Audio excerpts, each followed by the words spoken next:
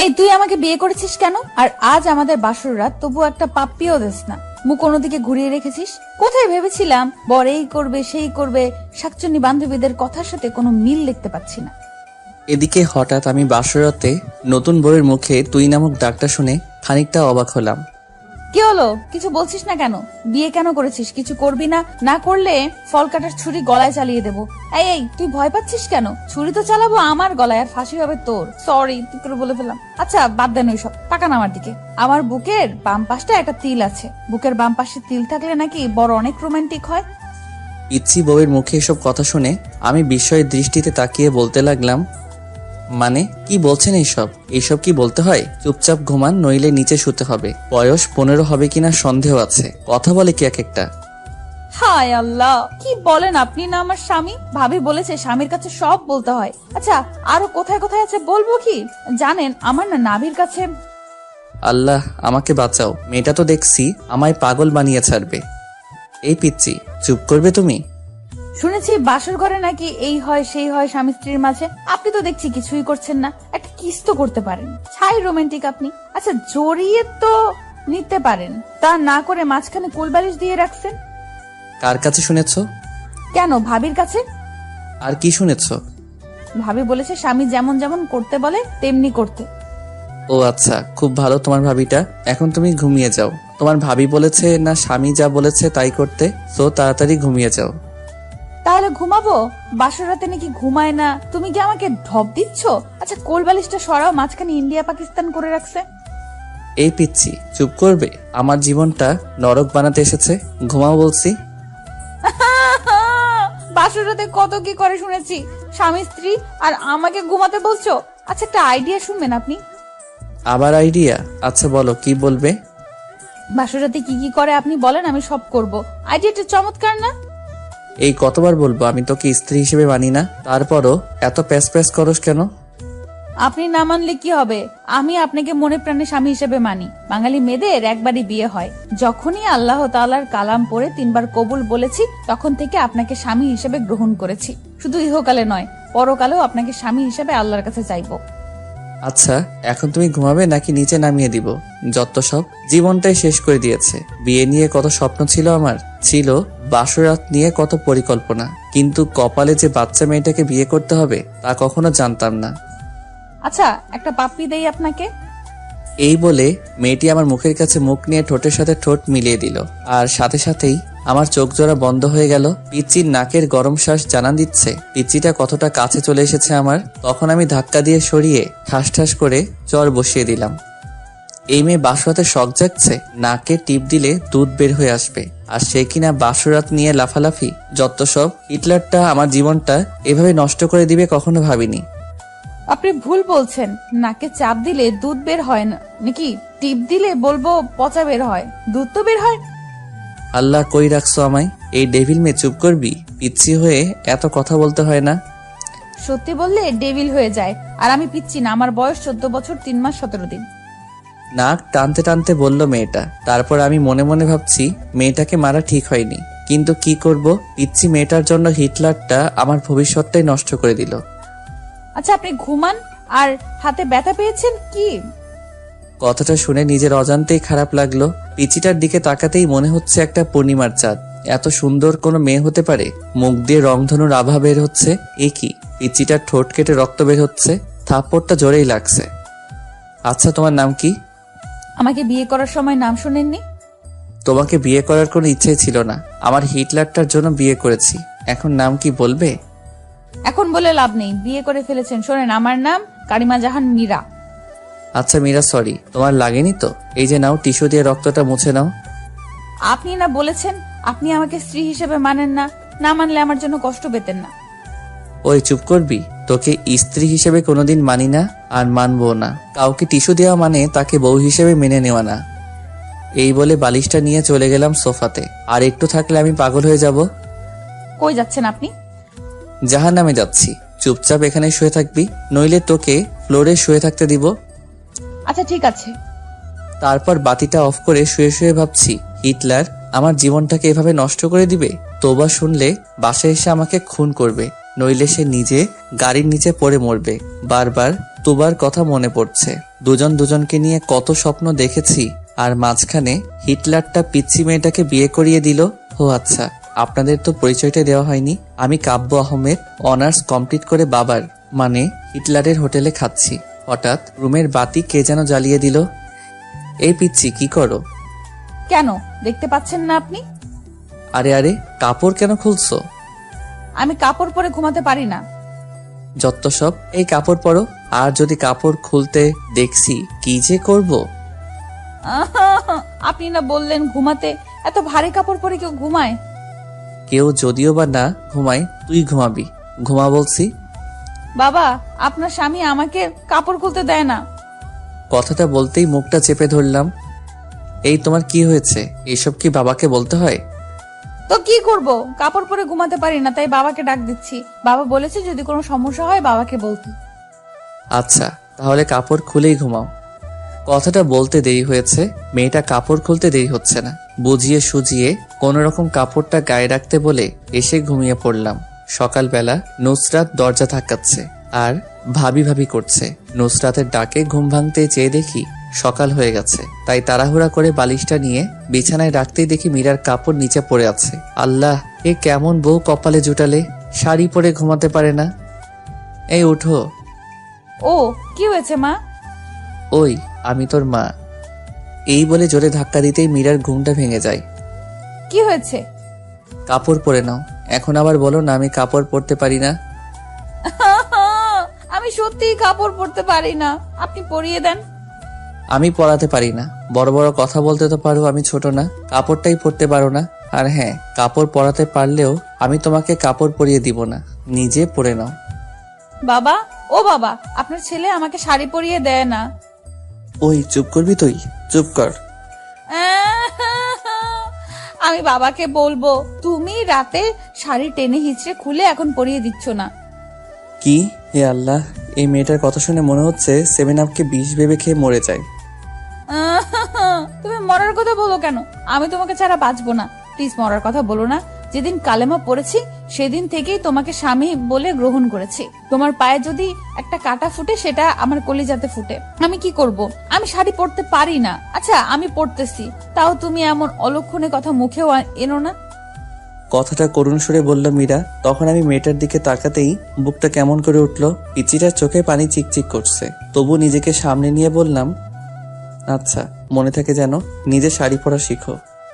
আচ্ছা, আমি পরতেছি। বলে পিচ্চি মেয়েটা শাড়ি পরছে। কিন্তু এ কি শাড়ি পরছে নাকি শরীরে কাপড় পেঁচাচ্ছে, এটা দেখে আমি নিজের অজান্তেই হেসে ফেললাম। তখন মীরা বলে উঠল, আমি পরতে পারি না, এইভাবে হাসার কি হলো? কথাটা বলার সাথে সাথেই মীরা শাড়িটা খুলে গেল। তখন আমি অন্যদিকে তাকিয়ে বললাম, কি লজ্জা শরম কিছু মা বাবা শিক্ষা দেয়নি? কেন, আপনি কি কোরআন পড়তে জানেন না? পিচ্চি মেয়ের মুখে এমন কথা শুনে খানিকটা বিস্মিত হলাম। তারপর প্রশ্ন করলাম, কি বলছো এসব? শাড়ি পরার সাথে কোরআনের কি সম্পর্ক? কেন, আপনি কি জানেন না আল্লাহ তাআলা বলেছেন স্বামী স্ত্রী একে অপরের পোশাক স্বরূপ? আমি ছোট মানুষ, শাড়ি পরতে পারি না। কোথায় আপনি পরিয়ে দিবেন তা না করে অন্যদিকে ফিরে আছেন। আমার শরীরের প্রতিটা অঙ্গ বৈধভাবে দেখতে পারবেন আপনি। এখানে অন্যদিকে ফিরে তাকার কি আছে? দেন না আমাকে শাড়ি পরিয়ে। কাঁদো কাঁদো ভাব নিয়ে কথাটা বলল মীরা। পিচিটার কথা শুনে আমি পিচির দিকে তাকালাম। পিচিটা লজ্জায় লাল হয়ে গেছে, চোখ বুজে আছে। এবার আমি শাড়িটা খুলে সুন্দর করে কুচি দিয়ে পরিয়ে দিচ্ছি। মেয়েটা চোখ বন্ধ করে আছে। লজ্জায় পিচির সুন্দর মুখটা লাল টমেটো হয়ে গেছে। লজ্জা পেলে যে পিচিটাকে এত সুন্দর লাগে না, দেখলে হয়তো তা আমার অজানাই থেকে যেত। তারপর ফ্লোরে পড়ে থাকা শাড়িটা হাতে সম্পূর্ণ কুচি দেওয়ার পর নাভির কাছে গুজে দেওয়ার সময় কেমন যেন কেঁপে উঠল। পিচির নিঃশ্বাস ভারী হয়ে আসছে, ঠোঁট দুটি কাঁপছে। এদিকে আমি আর নিজেকে কন্ট্রোল করতে পারছি না। পিচির ঠোঁট দুইটা হঠাৎ আমার ঠোঁটের সাথে মিশে যাওয়ার আগেই আমার হাতটা ধরে ফেললো। কি হলো? প্লিজ আর না, আমি আর পারছি না, শরীরটা থরথর করে কাঁপছে। কেন, কি হয়েছে? শরীর খারাপ করলো নাকি? না। এই বলে শাড়ির কুচিটা হাতে নিয়ে নিজেই গুজে দিয়ে বলল, হাদারাম কিছুই বোঝে না, কোথায় হাত দিলে কি হয়। বলেই রুম থেকে বেরিয়ে গেল মীরা। পিচিটার কথা শুনে ফ্লোরে বসে পড়লাম আমি। তার কিছুক্ষণ পর রুম থেকে বের হতেই সবাই হা করে তাকিয়ে আছে আমার দিকে।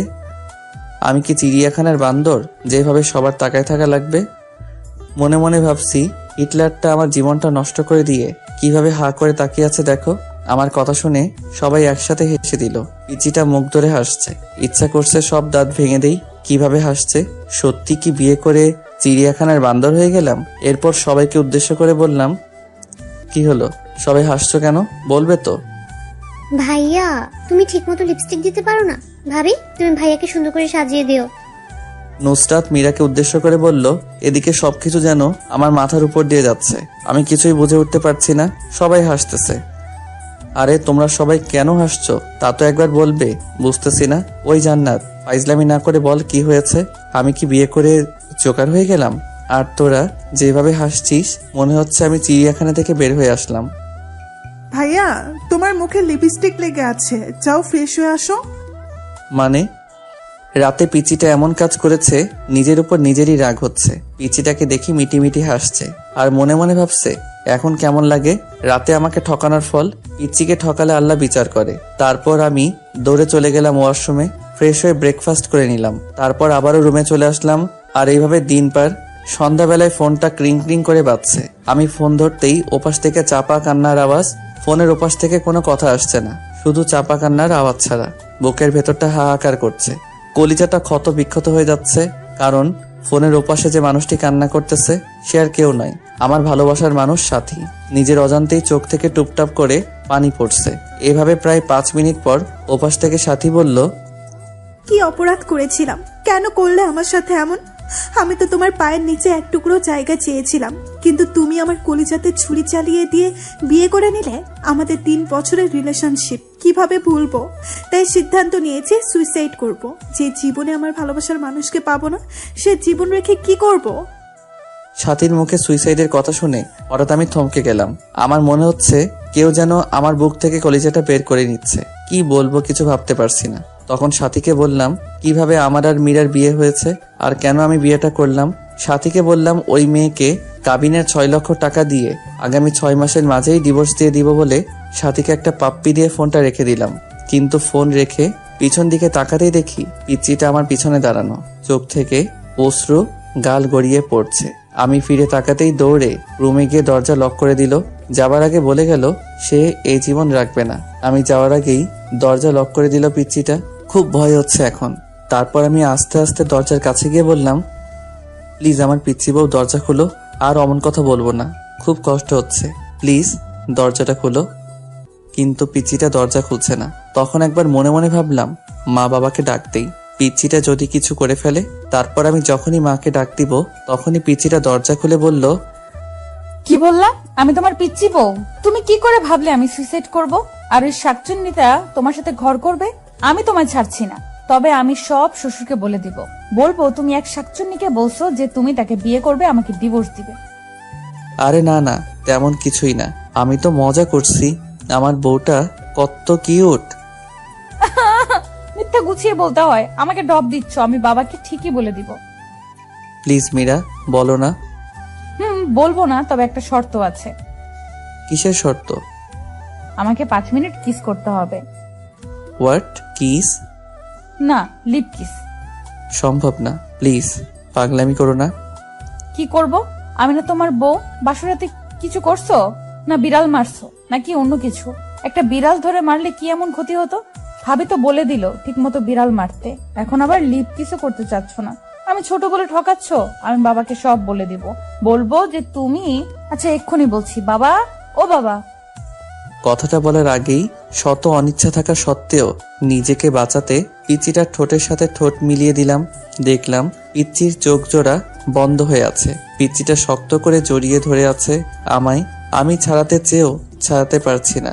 তখন হঠাৎ দরজার বাইরে থেকে জান্নাত ডাকছে, জান্নাত। দরজা ধাক্কা মেরে খোলার সাথে সাথেই আমি মীরাকে নিজের কাছ থেকে ছাড়িয়ে নিলাম। তারপর জান্নাত এসে বলল যে বাবা আমাকে আজ অফিস যেতে বলছে। তারপর জান্নাতকে আমি বললাম বাবাকে বলো আমি অফিস যাচ্ছি। তারপর রেডি হয়ে বাসা থেকে বের হয়েই স্বস্তির নিঃশ্বাস নিলাম। পিচিটার হাত থেকে বাঁচলাম। তখন গাড়িতে থাকা অবস্থায় একটা মেসেজ আসলো। মেসেজে লেখা, ইমোতে আসো। ইমোতে গিয়ে দেখি সাথী হাত কেটে পিক দিয়েছি। সাথে সাথেই ফোন দিলাম। কতক্ষণ রিং হওয়ার পর ফোন ধরলো সাথী। এই পাগলি, এমনটা কেউ করে? আমি কাকে নিয়ে বাঁচবো? আমি যে তোমাকে ছাড়া বাঁচবো না। কি করব? তোমার বউ হয়ে তোমার বাড়িতে আমার যাওয়ার কথা ছিল। নিজের ভালোবাসার মানুষ অন্যের বুকে যেখানে নিজের থেকে বেশি ভালোবাসলাম আর সে আমার না। কেন যে আল্লাহ তাআলা আমাকে এসব দেখার জন্য বাঁচিয়ে রেখেছে। আমি সত্যি বাঁচতে চাই না কাব্য। যে জীবনে তোমাকে পাবো না সে জীবন রেখে লাভ কি বলো? প্লিজ সাথী, থামবে তুমি? আমার যে আর সহ্য হচ্ছে না। তুমি আজ বিকেলে প্লিজ আমার সাথে পার্কে দেখা করো। আচ্ছা, 4টায় দেখা করব। এদিকে অফিস শেষ করে 4টায় পার্কের দিকে রওনা দিলাম। পার্কে গিয়ে দেখি সাথী নীল শাড়ি পরে বসে আছে। তারপর আমিও সাথীর পাশে গিয়ে বসলাম। বাতাসে সাথীর চুল থেকে মাতাল হাওয়া আসছে। আমার বসা দেখে সাথী আমার দিকে চেয়েই কেঁদে দিল। সাথীর চোখ থেকে টুপটুপ করে পানি পড়ছে। মনে হচ্ছে আমার হৃৎপিণ্ডে রক্তক্ষরণ হচ্ছে। সাথীর কাজল কালো চোখ জোড়া চোখের পানিতে লেপ্টে যাচ্ছে। চোখগুলি ফুলে গিয়েছে। হাতের দিকে তাকাতেই কলিজাটা কেঁপে উঠল। সাথী হাতে ব্যান্ডেজ। বুঝতে বাকি রইল না যে এটা সাথীর পাগলামি। চোখ দিয়ে অনবরত পানি আসছে। কিভাবে ভুলবো 3 বছরের ভালোবাসা? এই তুমি কাঁদছো কেন? তুমি না আমার প্রাণ। আর কত কষ্ট দিবে জানো? যখন শুনেছি তোমার বিয়ে হয়ে গেছে মনে হয়েছে প্রাণটা কেউ বের করে নিচ্ছে। কত স্বপ্ন দেখেছিলাম তোমাকে নিয়ে, সব আর শেষ। আমায় একটু বুকে নিবে? কাঁদতে কাঁদতে কথাটা বলল সাথী। সাথীর বলতে দেরি হয়েছে, পাগলামিটাকে শক্ত করে জড়িয়ে নিতে দেরি হয়নি। বুকটা কেমন যেন ভিজা ভিজা লাগছে পাগলিটার চোখের পানিতে। গায়ের শার্টটা ভিজে যাচ্ছে। পাগলিটা এমনভাবে জড়িয়ে ধরে আছে, মনে হচ্ছে ছোট্ট বাচ্চা ভয় পেলে যেভাবে আঁকড়ে ধরে থাকে সেইভাবে জড়িয়ে আছে আমায়। এভাবে কিছুক্ষণ জড়িয়ে ধরে থাকার পর বললাম, কি হলো? আর কতক্ষণ জড়িয়ে ধরে থাকবে আমায়? সবাই ফেল করে তাকিয়ে আছে আমাদের দিকে। কি করব? তোমার বুকটাকেই যে আমার ঠাই। জানো কাব্য, প্রতি রাতে স্বপ্ন দেখতাম তোমায় নিয়ে, কতটা ভালোবাসতাম তোমায়। কিন্তু আজ তুমি অনেক কাছে থেকে অনেক দূরে। কাব্য, আমার কপালে একটা চুমু দিবে? খুব কাছে পেতে ইচ্ছে করছে তোমায়, দাও না প্লিজ। তারপর আমি পাগলিটাকে আবারও বুকে টেনে নিয়ে কপালে আলতো করে ভালোবাসার স্পর্শ এঁকে দিলাম। আচ্ছা কাব্য, তুমি না বলেছো ওই মেয়েকে ডিভোর্স দিবে? হ্যাঁ। তাহলে আমার মাথা শুয়ে কসম করো ওকে ডিভোর্স দিবে। যদি ডিভোর্স না দাও তাহলে আমার মরা মুখ দেখবে। হঠাৎ সাথীর কথাটা যেন আমার কলিজাতে গিয়ে বিঁধল। নিজের অজান্তেই সাথীর মাথায় হাত রেখে ওয়াদা করলাম মীরাকে ডিভোর্স দিব। কথাটা বলার সময় পিচ্চির মুখটা বারবার চোখের সামনে ভেসে উঠছিল। এদিকে সাথীকে ওর বাসায় পৌঁছে দিয়ে ফোনটা বের করে দেখি 73টা মিসড কল। ফোন সাইলেন্ট ছিল তাই বুঝতে পারিনি। তারপর সন্ধ্যায় বাসায় এসে দেখি মীরা কোথাও নেই। তখন মা বলল ফ্রেশ হয়ে আসতে। তারপর আমি ফ্রেশ হওয়ার জন্য যখনই বাথরুমের দরজা ধাক্কা দিয়েছি তখনই এক চিৎকার। ওমাগো ভূত! মীরার চিৎকারে আমি মীরার দিকে তাকাতেই দেখি পিচ্চিটা শাওয়ার নিচ্ছে, শরীরে কাপড় নেই। এক দৌড়ে বাথরুম থেকে বের হয়ে সোজা রুমে গিয়ে বসে আছি। কিছুক্ষণ পর দেখি পিচ্চিটা ভেজা চুলে আয়নার সামনে গিয়ে বসলো। শাড়িটা কোনো রকম শরীরে পেঁচিয়েছে। আমার শরীরটা রাগে ফাটতেছে। বাথরুমের ঘটনার কথা মনে করে তাই গিয়ে জিজ্ঞেস করলাম, ওই পিচ্চি মেয়ে, বাথরুমে শাওয়ার নিলে দরজা লক করে নিতে হয় না? নিতে হয় তো। আমি তো জান্নাতকে বলেই দিয়েছি আমি দরজা বন্ধ করে শাওয়ার নিতে পারি না, ভয় হয় আমার। আর ওকে পাহারা দিতে বলেছি যেন কেউ না আসে। তখন আমি মনে মনে বলছি, এই জন্যই তো ডেভিল বোনটা ওয়াশরুমে যেতেই দেখে মুচকি মুচকি হাসলো। এদিকে পিচিটার দিকে চেয়ে দেখি পিচিটা চোখে কাজল দিতে গিয়ে চোখের নিচে লেপটে ফেলেছে। যতটা না রাগ হচ্ছে তার চেয়ে বেশি হাসি পাচ্ছে। এই গোমরা মুখো, হাসো কেন? আমি কি করব? কখনো কোনোদিন সাজিনি। কিন্তু তুমি আমাকে আদর করো না, ভালোবাসো না, তাই আমার লক্ষ্মী ননদিনীটা আমাকে এইভাবে সাজতে বলেছে। কিন্তু আমি তো কাজল দিতে পারি না। দিয়ে দাও না, সেদিনের মতো শাড়ি পরিয়ে দাও না প্লিজ। পিচিটার কথা শুনে আমার খুব রাগ হচ্ছে। বাবা যে কি দেখে পিচিটাকে আমার ঘাড়ে চাপিয়েছে। এই পিচ্ছি, আরেকবার শাড়ি এবং কাজল দিয়ে দেওয়ার কথা বললে ঘর থেকে বের করে দিব। পিচ্ছিটা কথাটা শুনে সাথে সাথে কান্না করে দিল আর হেসকি দিতে দিতে বলল, আমাকে তাড়িয়ে দিও না। তুমি তাড়িয়ে দিলে আমি কোথায় যাব? আমার যে কেউ নেই তুমি ছাড়া। তখন আমি কোনো জবাব না দিয়ে রুম থেকে বের হয়ে গেলাম। মা খাবার বেড়ে দিলে যখনই খাবার মুখে দিব তখনই বলল, কাব্য বাবা, মীরা মাটা খায়নি। মীরা বলছিল তুই আসলে খাবে। জানিস বাবা, ছোট মেয়ে তো, সারাদিন এত করে বলার পরেও কিচ্ছু খায়নি। মেয়েটার মুখের দিকে তাকানো যায় না। ওকে নিয়ে একসাথে খা। মার কথা শুনে নিজের অজান্তেই মনটা খারাপ হয়ে গেল পিচ্চি মেয়ের পাগলামি দেখে। আচ্ছা মা, তুমি বসো, আমি মীরাকে নিয়ে আসছি। এই বলে রুমে গিয়ে দেখি পিচ্চিটা ড্রেসিং টেবিলের সামনে বসে এখনো কাঁদছে। এই মীরা, তুমি খাওনি কেন? স্বামীকে ছাড়া কোনো স্ত্রী খায়? আচ্ছা চলো একসাথে খাবো। আর হ্যাঁ, আজকের পর খাবার সময় হলে খেয়ে নিবে, আমার জন্য অপেক্ষা করতে হবে না। না, আমি খাবো না। তুমি একটা পচা, আমাকে আদর করো না। খেতে পারি, তার আগে আমার চোখে কাজল দিয়ে দিবে, কালকের মতো শাড়ি পরিয়ে দিবে। জানো, তোমার স্পর্শ আমার অঙ্গ জুড়ে থাকে। তুমি বোঝো না তোমার স্পর্শে আমি কতটা শিহরিত। তারপর নিজের অনিচ্ছা সত্ত্বেও পিচিটার চোখে কাজল এবং শাড়ি পরিয়ে দিলাম। রাতে একসাথে খেয়ে একটা বালিশ আর চাদর নিয়ে আমি ফ্লোরে শুয়ে পড়লাম, পিচিটাকে খাটে শুতে দিয়ে। এদিকে পিচিটা খাটে শুয়ে থাকার জন্য বললেও ধমক দিতেই আর কিছু বলেনি। এদিকে রাতে ঘুমিয়ে গেছি, হঠাৎ বুকটা ভারী ভারী লাগছে। চোখ খুলতেই ভূত দেখার মতো ভয় পেলাম, কারণ মীরা আমার বুকে শুয়ে আছে। চাঁদের আলো জানালার কাজ ভেদ করে পিচিটার মুখে এসে পড়ছে। এত মায়াবতী লাগে, কোনো মেয়েকে চাঁদের আলোয় না দেখলে হয়তো আমার অজানাই থেকে যেত। তখন হঠাৎ সাথীর কথা মনে হতেই পিচিটাকে বুক থেকে সরিয়ে দেওয়ার জন্য ধাক্কা দিতেই আরো শক্ত করে জড়িয়ে ধরলো। এই কি করছো, ওঠো বলছি। কিন্তু মীরা ঘুমের মাঝেও চোখ খুলতে খুলতে বলল, আমার স্বামীকে জড়িয়ে ধরে আছি, এতে খারাপের কি? আমার অধিকার আমি আদায় করে নেব। তখন আমি মীরাকে বুক থেকে ছাড়িয়ে কষে একটা থাপ্পড় দিয়ে বলতে লাগলাম, তোকে বলেছি না আমাকে স্বামী না ভাবতে, কেন জড়িয়ে ধরে থাকিস? আমি বলছি না তোকে ডিভোর্স দিয়ে দিব? কথাটা বলতে খাটে চলে গেল মীরা। আমি আবার গভীর ঘুমে হারিয়ে গেলাম। এদিকে ঘড়ির কাঁটা 1টা বাজতেই মীরা ঘুম থেকে ওঠে, সুন্দরভাবে অজু করে 2 রাকাত নামাজ শেষ করে মোনাজাত ধরে বলতে লাগলো, হে পরওয়ারদিগার, আমার আল্লাহ, তুমি তো সর্বশক্তিমান। তোমার হুকুম ছাড়া গাছের একটা পাতাও নড়ে না। তুমি ছাড়া তো আমার কষ্ট বোঝার মতো কেউ নেই। এই মধ্যরাতে পৃথিবীর সবাই যখন গভীর ঘুমে, তখন তোমার অভাগী বান্দিটা তোমার দরবারে 2টি হাত তুলে ধরেছে। তুমি কি দেখো না আল্লাহ, আমি আমার স্বামীকে কতটা ভালোবাসি? আমার বুক থেকে আমার স্বামীকে তুমি কেড়ে নিও না।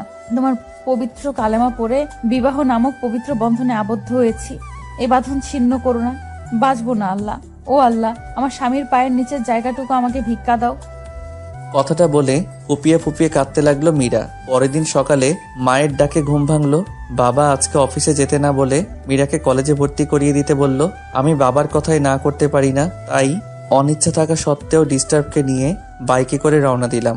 তারপর কলেজের গেটে বাইক দাঁড় করানোর সাথে সাথেই যা দেখলাম তা দেখার জন্য আমি একেবারেই প্রস্তুত ছিলাম না। কিন্তু এখন আমি কি করব ভেবে পাচ্ছি না কিছু। সাথী কেমন করে যেন তাকিয়ে আছে আমার দিকে, মনে হচ্ছে এখনই বৃষ্টি নামবে। তারপরেও আমি সাথীকে না দেখার ভান করে মীরাকে নিয়ে কলেজের ভিতরে ঢুকে পড়লাম এবং মীরাকে কলেজে ভর্তি করে দিয়ে যখনই কলেজ গেট পার হয়েছি, তখনই দেখি কলেজের পাশে রেল লাইনে একটা মেয়ে দাঁড়িয়ে আছে, আর মিনিট 10 পর ট্রেন আসবে। বুঝতেছি না কি করব। বাইক নিয়ে একটু কাছে যেতেই বুকটা কেঁপে উঠলো, কারণ এ আর কেউ না, সাথী। রেল লাইনের মাঝখানে দাঁড়িয়ে আছে, ট্রেন আসার শব্দ হচ্ছে। মিনিট 5 মাঝে ট্রেন আসবে। এদিকে আমি সাথীকে ডাকছি, সাথী চোখ বন্ধ করে আছে। আমার বাইক রেল লাইনের সাইডে পাথরের সাথে ধাক্কা লেগে হঠাৎ নিয়ন্ত্রণ হারিয়ে পড়ে যায়, আর বাইক পড়ে আমার গায়ের উপর। আমি খুব করে চেষ্টা করছি আমার উপর থেকে বাইক সরাতে, কিন্তু পারছি না। এদিকে দেখা যাচ্ছে ট্রেন প্রায় কাছে এসে পড়েছে। বুকের হার্টবিট বেড়ে যাচ্ছে। সাথীকে গলা চেঁচিয়ে ডাকছি, তারপরও সাথী শুনছে না। না, এই দৃশ্য আমি সহ্য করতে পারবো না। মনে মনে আল্লাহ তাআলার কাছে সাহায্য চাচ্ছি। চোখ দিয়ে নীরবে অশ্রু ঝরছে, হাঁটু কেটে রক্ত বের হচ্ছে, বুকটা ফেটে যাচ্ছে। পাগলের মতো আল্লাহকে ডাকছি আর বাইক সরাতে চেষ্টা করছি।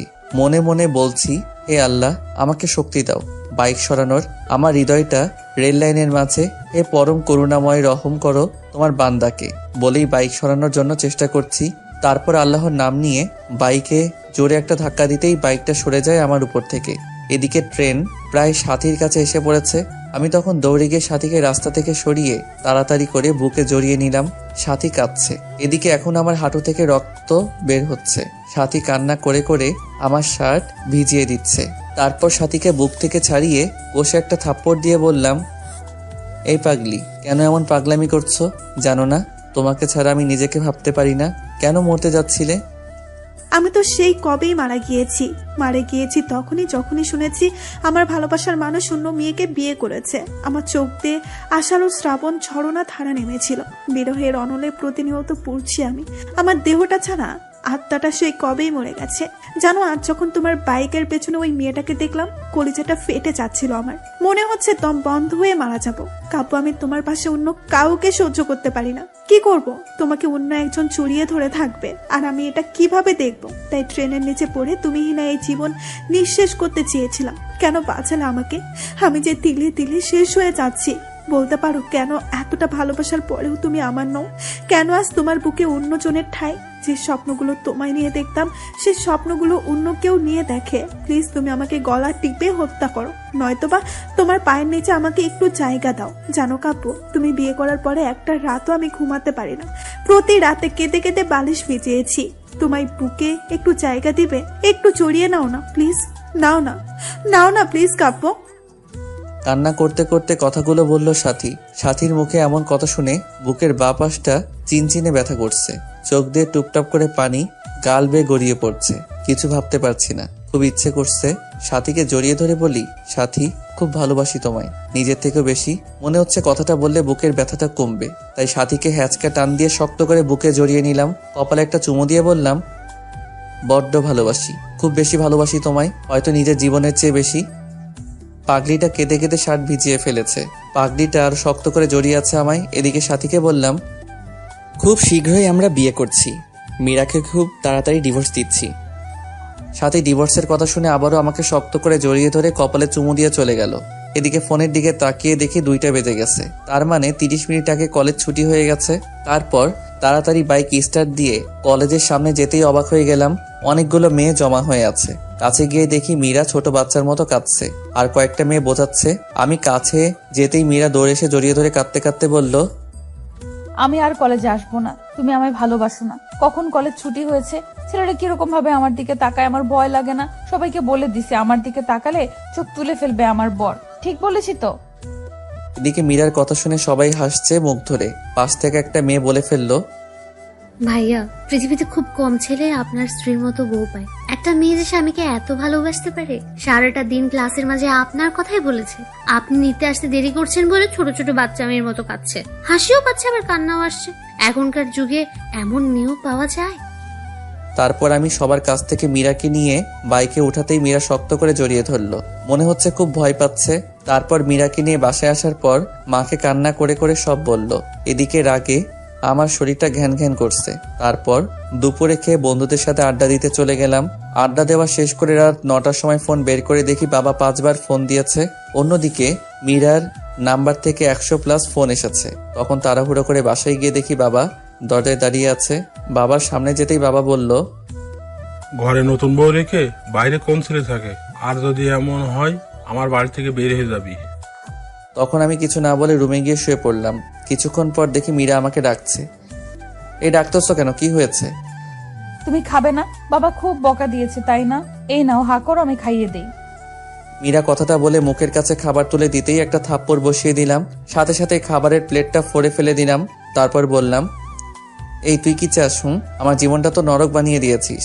আমার বুক থেকে আমার ভালোবাসার মানুষটাকে সরিয়েছিস। এখন আমার বাবার কাছ থেকে আমাকে দূরে সরিয়ে আমার সমস্ত সম্পদ তোর করার প্ল্যান করছিস। আমি তোকে এই মাসে ডিভোর্স দিব।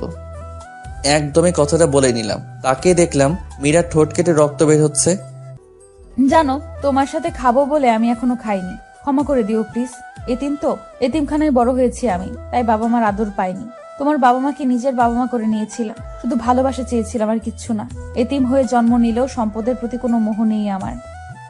আমি মীরার দিকে চেয়ে দেখি মীরা কাঁদছে, চোখগুলি লাল হয়ে গেছে। ন্যাকা কান্না দেখে শরীরটা রাগে ফেটে যাচ্ছে। দু নয়নে দেখতে মন চাচ্ছে না মীরাকে। এই এতিম মেয়েটার জন্যই আজ সাথী মরতে বসেছিল। এই তুই এখানে কাঁদবি না প্লিজ। তোর অলক্ষণে চেহারা নিয়ে আমার চোখের সামনে থেকে দূর হয়ে যা প্লিজ। কথাটা বলে শুয়ে পড়লাম।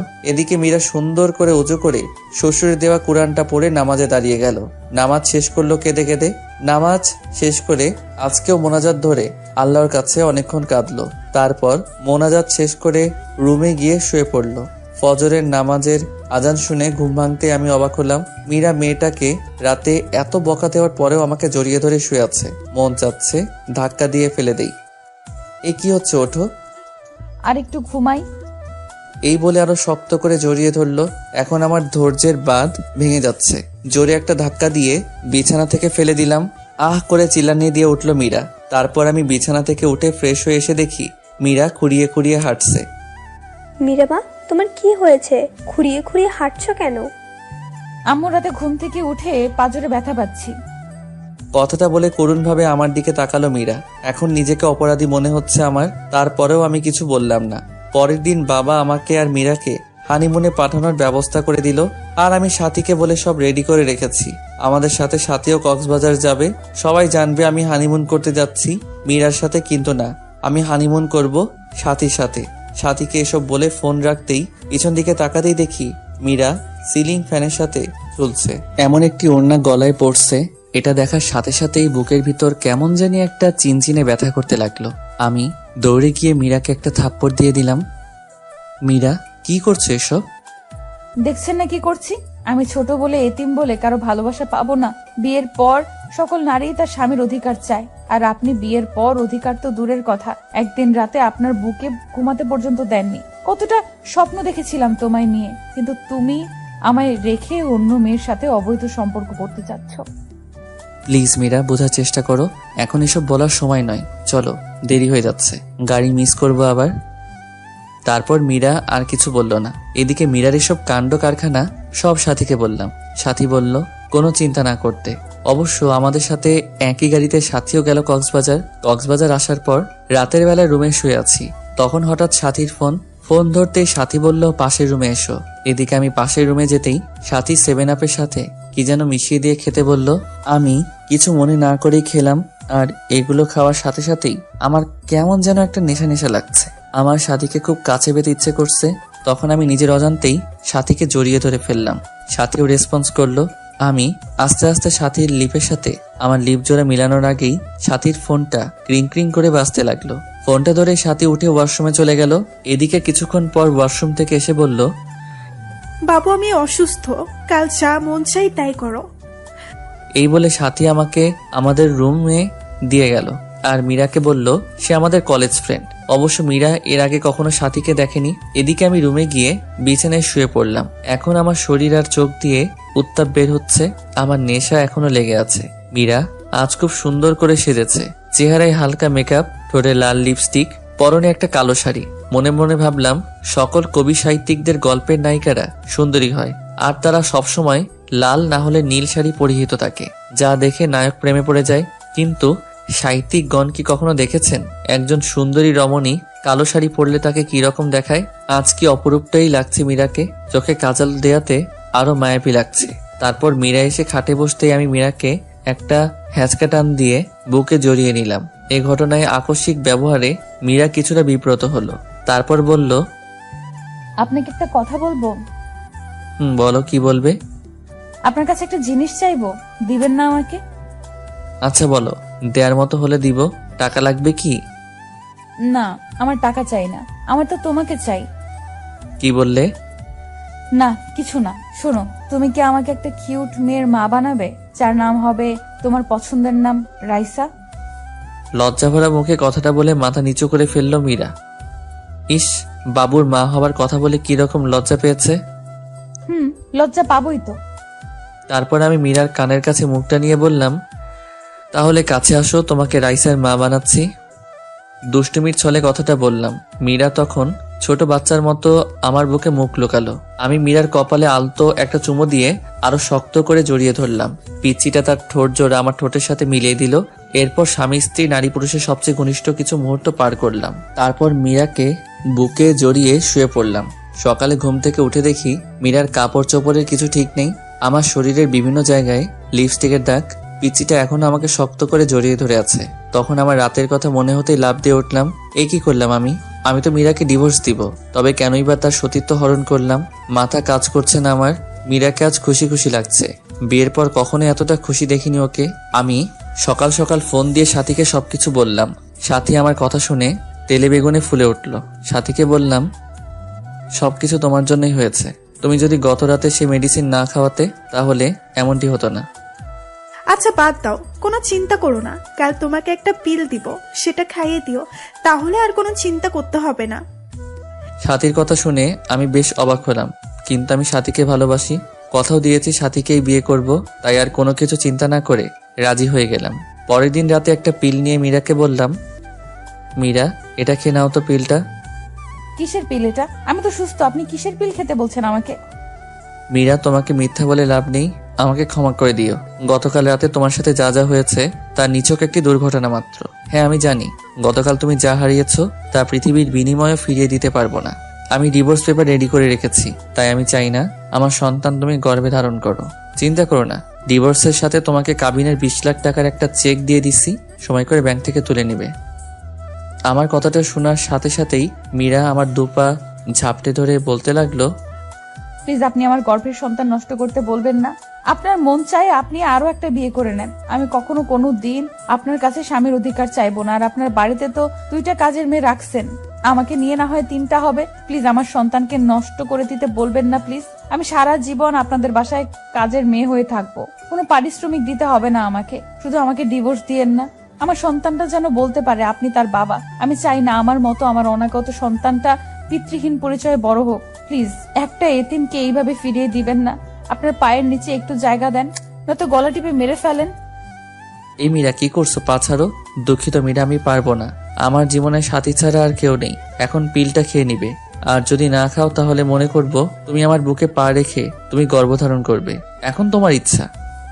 প্লিজ এমন কসম দিও না, আমার কাছে যে তোমার স্থান সবার উপরে। পারবো না আমি তোমার বুকে পা রেখে এই সন্তানকে নিজের মাঝে বড় করতে।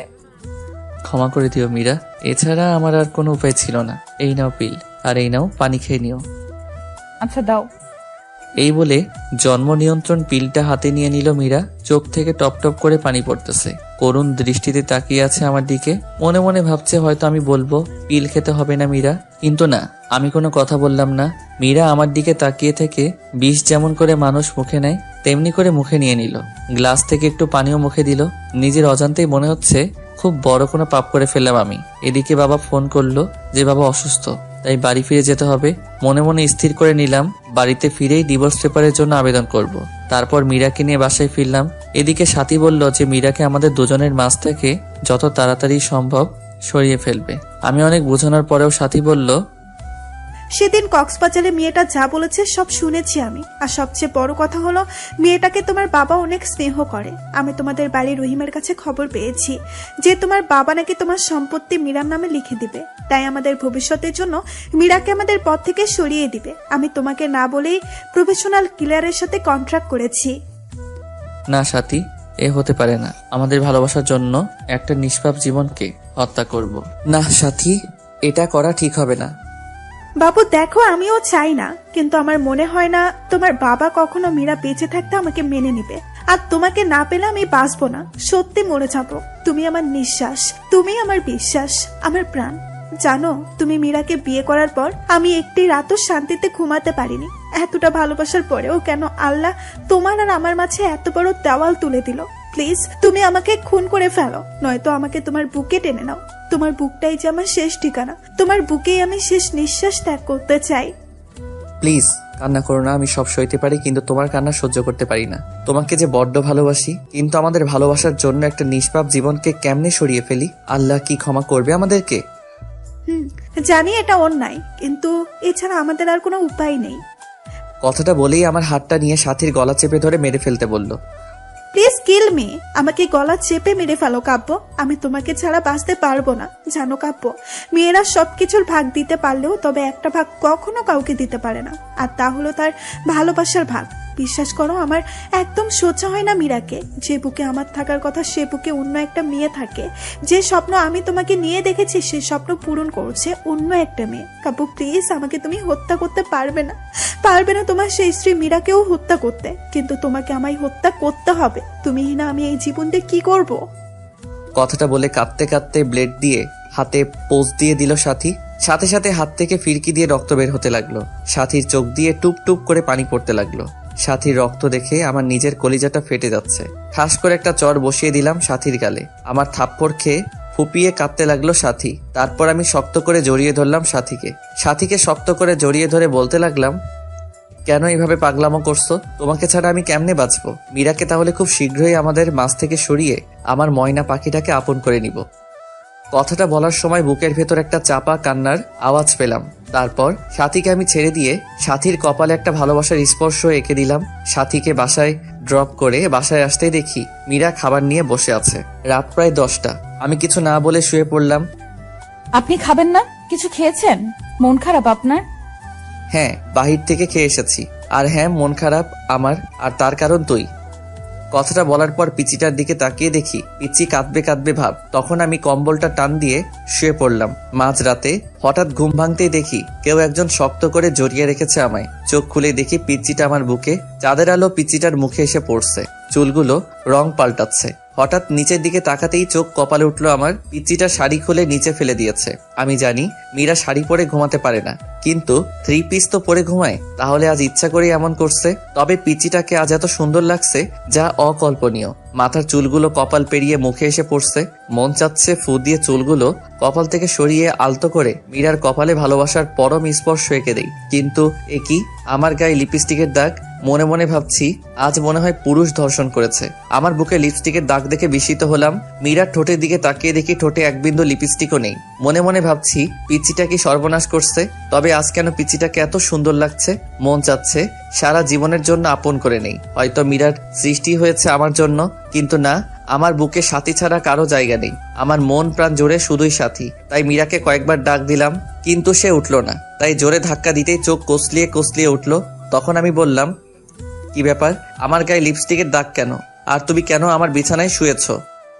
আমার না খুব ভয় করছিল, আর রাতে আমি কিছুই করিনি, সব আপনি করেছেন। আমি তো আপনার সাইডে ঘুমিয়েছিলাম, আপনি জোর করে বুকে টেনে নিয়েছেন আমাকে। আপনাকে মনে করেছিলাম এমনি অনেক ভালো, কিন্তু ঘুমের ঘোরে আপনি যে এত ডেভিল। না না, ডেভিল না, শুধু ডেভিলের বস। আমাকে লিপ কিস করেছেন, ঘাড়ে কিস করেছেন, বুকেও কিস। এই চুপ অসভ্য মেয়ে। আর কিছুক্ষণ পর বলবে আমার নাভিতে আরো কত জায়গায় করেছি, বলতে হবে না। আপনি ঘুমাননি তাহলে? সব জেগে থেকে ইচ্ছে করেই করেছেন। এই পিচ্চি চুপ করবে? মিথ্যা বলতে লজ্জা করে না? তোমার শাড়ি কে খুলেছে? শাড়ি কেন খাটের নিচে ফেলে রেখেছো? শাড়ি পরতে পারো না? বিয়ে বসেছো কেন? আমি না হয় শাড়ি পরতে পারি না, নিজে তো লুঙ্গিটাও পরতে পারো না, আবার অন্যকে শাড়ি পরার কথা বলো। পিচিটার কথা শুনে নিজের দিকে তাকাতেই চোখ বন্ধ করে ফেললাম। চাদরটা গায়ে জড়িয়ে কষে একটা থাপ্পড় দিয়ে দিলাম মীরাকে। থাপ্পড়টাকে মাটিতে পড়ে গেল মীরা। আমার রাগ চরমে উঠে গেছে। রাগের মাথায় বলতে লাগলাম, এই তুই মরতে পারিস না? আমার জীবনটাকে তো নষ্ট করে দিয়েছিস। তোকে জন্ম দিয়ে তোর মা বাবাকে খেয়েছিস, এখন আমাকেও খাবি নাকি? আর তোকে না বলছি আমি তোকে ডিভোর্স দিয়ে দিব? তারপরও কেন আমার বিছানায় আসিস? আরেকদিন যদি আমার বিছানায় আসিস তাহলে প্রয়োজনে তোকে খুন করে তারপর জেলে যাব। দুঃখিত, আপনাকে আমি খুব কষ্ট দিয়েছি, তাই না? আপনার কোথাও লাগেনি তো? আপনার হাতে কি ব্যথা পেয়েছেন? জানেন আল্লাহ কেন যে আমাকে বাঁচিয়ে রেখেছে? ছোটবেলায় অনাথ আশ্রমে বড় হয়েছি, দেখিনি মায়ের মুখ কখনো। মা ডাকটাও কখনো ডাকতে পারিনি বাবার কাছে আবদারের সুরে কিছু চাইতে। কখনো বাবার কাঁধে চড়ে ঘুরতে পারিনি, পারবোই বা কিভাবে? বাবাকে তো কখনোই দেখিনি। আর এখন আসছি আপনাকে জ্বালাতে। জানেন আত্মহত্যা মহাপাপ, সেজন্যই হয়তো বেঁচে আছি। তা না হলে কখনোই আপনার পথের কাটা হতাম না। আপনার বাড়ির দাসী করে রেখে দিয়েন, পারিশ্রমিক হিসেবে সকাল বিকাল রাতে এভাবে থাপ্পড় দিয়েন, তবুও তো দাসী হয়ে আপনার হাতের স্পর্শটা পাবো। আর বিছানায় আসি, কি করব? ভয় পাই তো, তাই আপনার বুকটাকে নিরাপদ মনে করে শুয়েছিলাম। ক্ষমা করে দিবেন এই এতিমটাকে।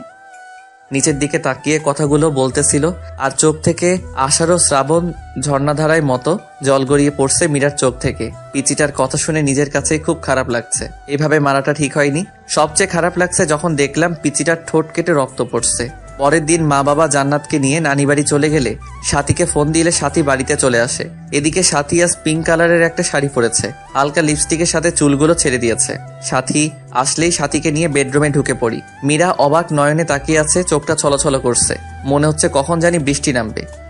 কি হলো, দরজায় দাঁড়িয়ে আছো কেন? আজ তুমি জান্নাতের রুমে থাকবে, আজ রাতে আমাদের এই রুমে আসবে না বিরক্তি করতে। আর হ্যাঁ, আমাদের দুজনের জন্য খাবার দিয়েছেও। আমার কথার উত্তরে মীরা আমার মুখের দিকে তাকিয়ে মাথা নাড়িয়ে হ্যাঁ সূচক জবাব দিল। তারপর মীরা চলে গেল। সাথী এসে আমাকে জড়িয়ে ধরে বলতে থাকে, কবে যে পাবো তোমায় সারা জীবনের জন্য? কবে তোমার বুকে মাথা রেখে ঘুমাবো? এদিকে হঠাৎ করে আমার হাতটা সাথীর স্পর্শকাতর জায়গায় চলে গেল। সাথীর নিঃশ্বাস ভারী হয়ে আসছে, ঠোঁট জোড়া আকর্ষণ করছে মিশে যাওয়ার। আমার ঠোঁট যখন সাথীর ঠোঁট জোড়াকে আবদ্ধ করে ফেলবে ঠিক তখনই মীরা খাবার নিয়ে রুমে ঢুকে পড়ে, কোনো প্রকার নক না করে। সাথে সাথে আমি সাথীকে ছেড়ে দেই। তারপর মীরার দিকে তাকিয়ে বুঝতে পারলাম মীরা কাঁদছে। মীরা হয়তো কখনো ভাবিনি আমি এতটা নিচে নেমে যাব, কিন্তু মীরা জানতো না আমার কলিজার টুকরা হচ্ছে সাথী। সাথী আমার জীবন মরণ, আমার ভালোবাসা। আমার ভালোবাসা সব সাথীর জন্য। তারপর মীরা খাবার রেখে চলে গেল। মীরার চোখ দিয়ে পানি পড়ছে, এটা স্পষ্ট দেখা গেল।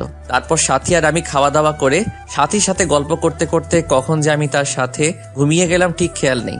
অবশ্য রাত্রে আমি সাথীর সাথে ফিজিক্যালি রিলেশন করতে চাইলে ও সাথী বিয়ের পরের কথা বলে। তারপর আমরা দুজন মিলে সিদ্ধান্ত নিয়েছি 1 সপ্তাহ পর বিয়ে করব, তাই আর জোর করিনি। এদিকে মাঝরাতে কারো চাপা কান্নার আওয়াজে ঘুমটা ভেঙে যায়। চোখ খুলতেই দেখি সাথী আমার বুকে। সাথীকে বুক থেকে সরিয়ে কান্নার আওয়াজ কোথায় থেকে আসছে তা দেখার জন্য রুমের বাহিরে বের হতেই যা দেখলাম তা দেখার জন্য আমি একেবারেই প্রস্তুত ছিলাম না। আমি রুম থেকে বের হতেই দেখলাম পাশের রুমে মীরা জায়নামাজে বসে আছে। মীরাকে দেখে মনে হচ্ছে মোনাজাত ধরে আছে। মাঝে মাঝে ফুপিয়ে কান্নার আওয়াজ আসছে রুম থেকে। আমি আর একটু কাছে যেতেই শুনলাম মীরা মোনাজাতে বলছে, হে আল্লাহ, আমার পরম করুণাময় আল্লাহ, তোমার দরবারে 2টি হাত তুলে ধরেছি। আল্লাহ, শুনেছি মাঝরাতে নাকি তুমি প্রথম আসমানে এসে বান্দাদের ফরিয়াদ শুনো। আচ্ছা আল্লাহ, আমি এতিম বলে কি আমার ফরিয়াদ শুনবে না? জানো আল্লাহ, দুনিয়াতে মানুষ কষ্ট পেলে বাবা মাকে বলে, তুমি তো আমার বাবা মাকে উঠিয়ে নিয়েছো। তুমি ছাড়া যে আসমানের উপরের জমিনের নিচে আমার আর কেউ নেই। হে আল্লাহ, শুনতে পাচ্ছ কি আমার কথা? দুনিয়াতে সন্তান কান্না করে দিলে মা দৌড়ে আসে, সন্তানকে কোলে তুলে নিয়ে গালে মুখে চুমু দিয়ে বলে, কি হয়েছে আমার লক্ষ্মী সোনা, কাঁদে না। হে আল্লাহ, তুমি তো দুনিয়ার মায়েদের চেয়ে লাখো কোটি গুণ তোমার বান্দাদের বেশি ভালোবাসো।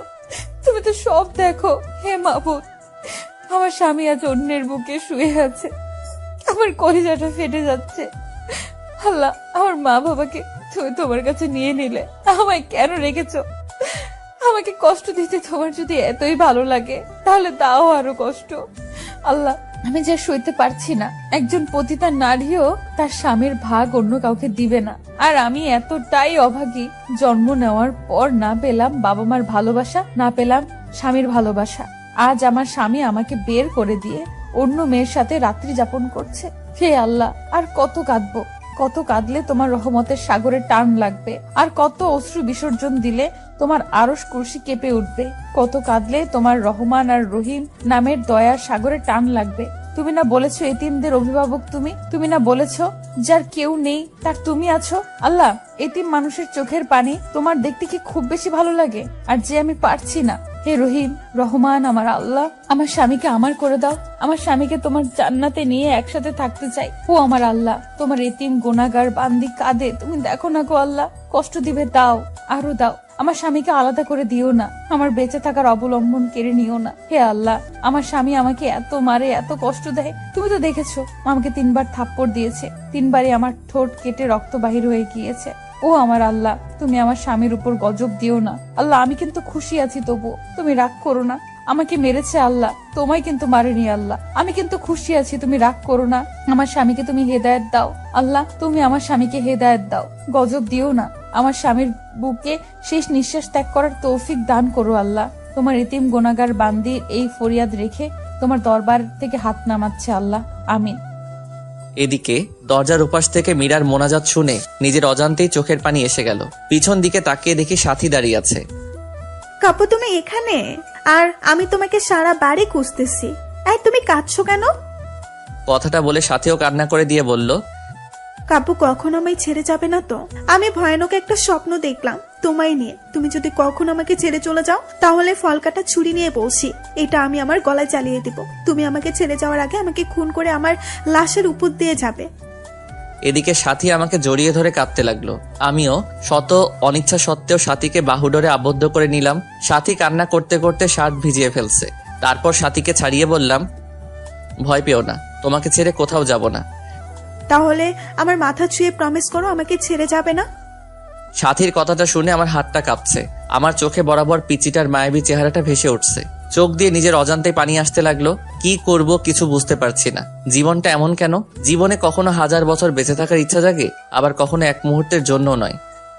ওই কাব্য, তুমি আমার মাথা ছুঁয়ে প্রমিস করবে না, কখনো আমায় ছেড়ে যাবে না। প্লিজ প্রমিস করো, তোমাকে হারালে সত্যি আমি যে বাঁচবো না, মরে যাবো সত্যি।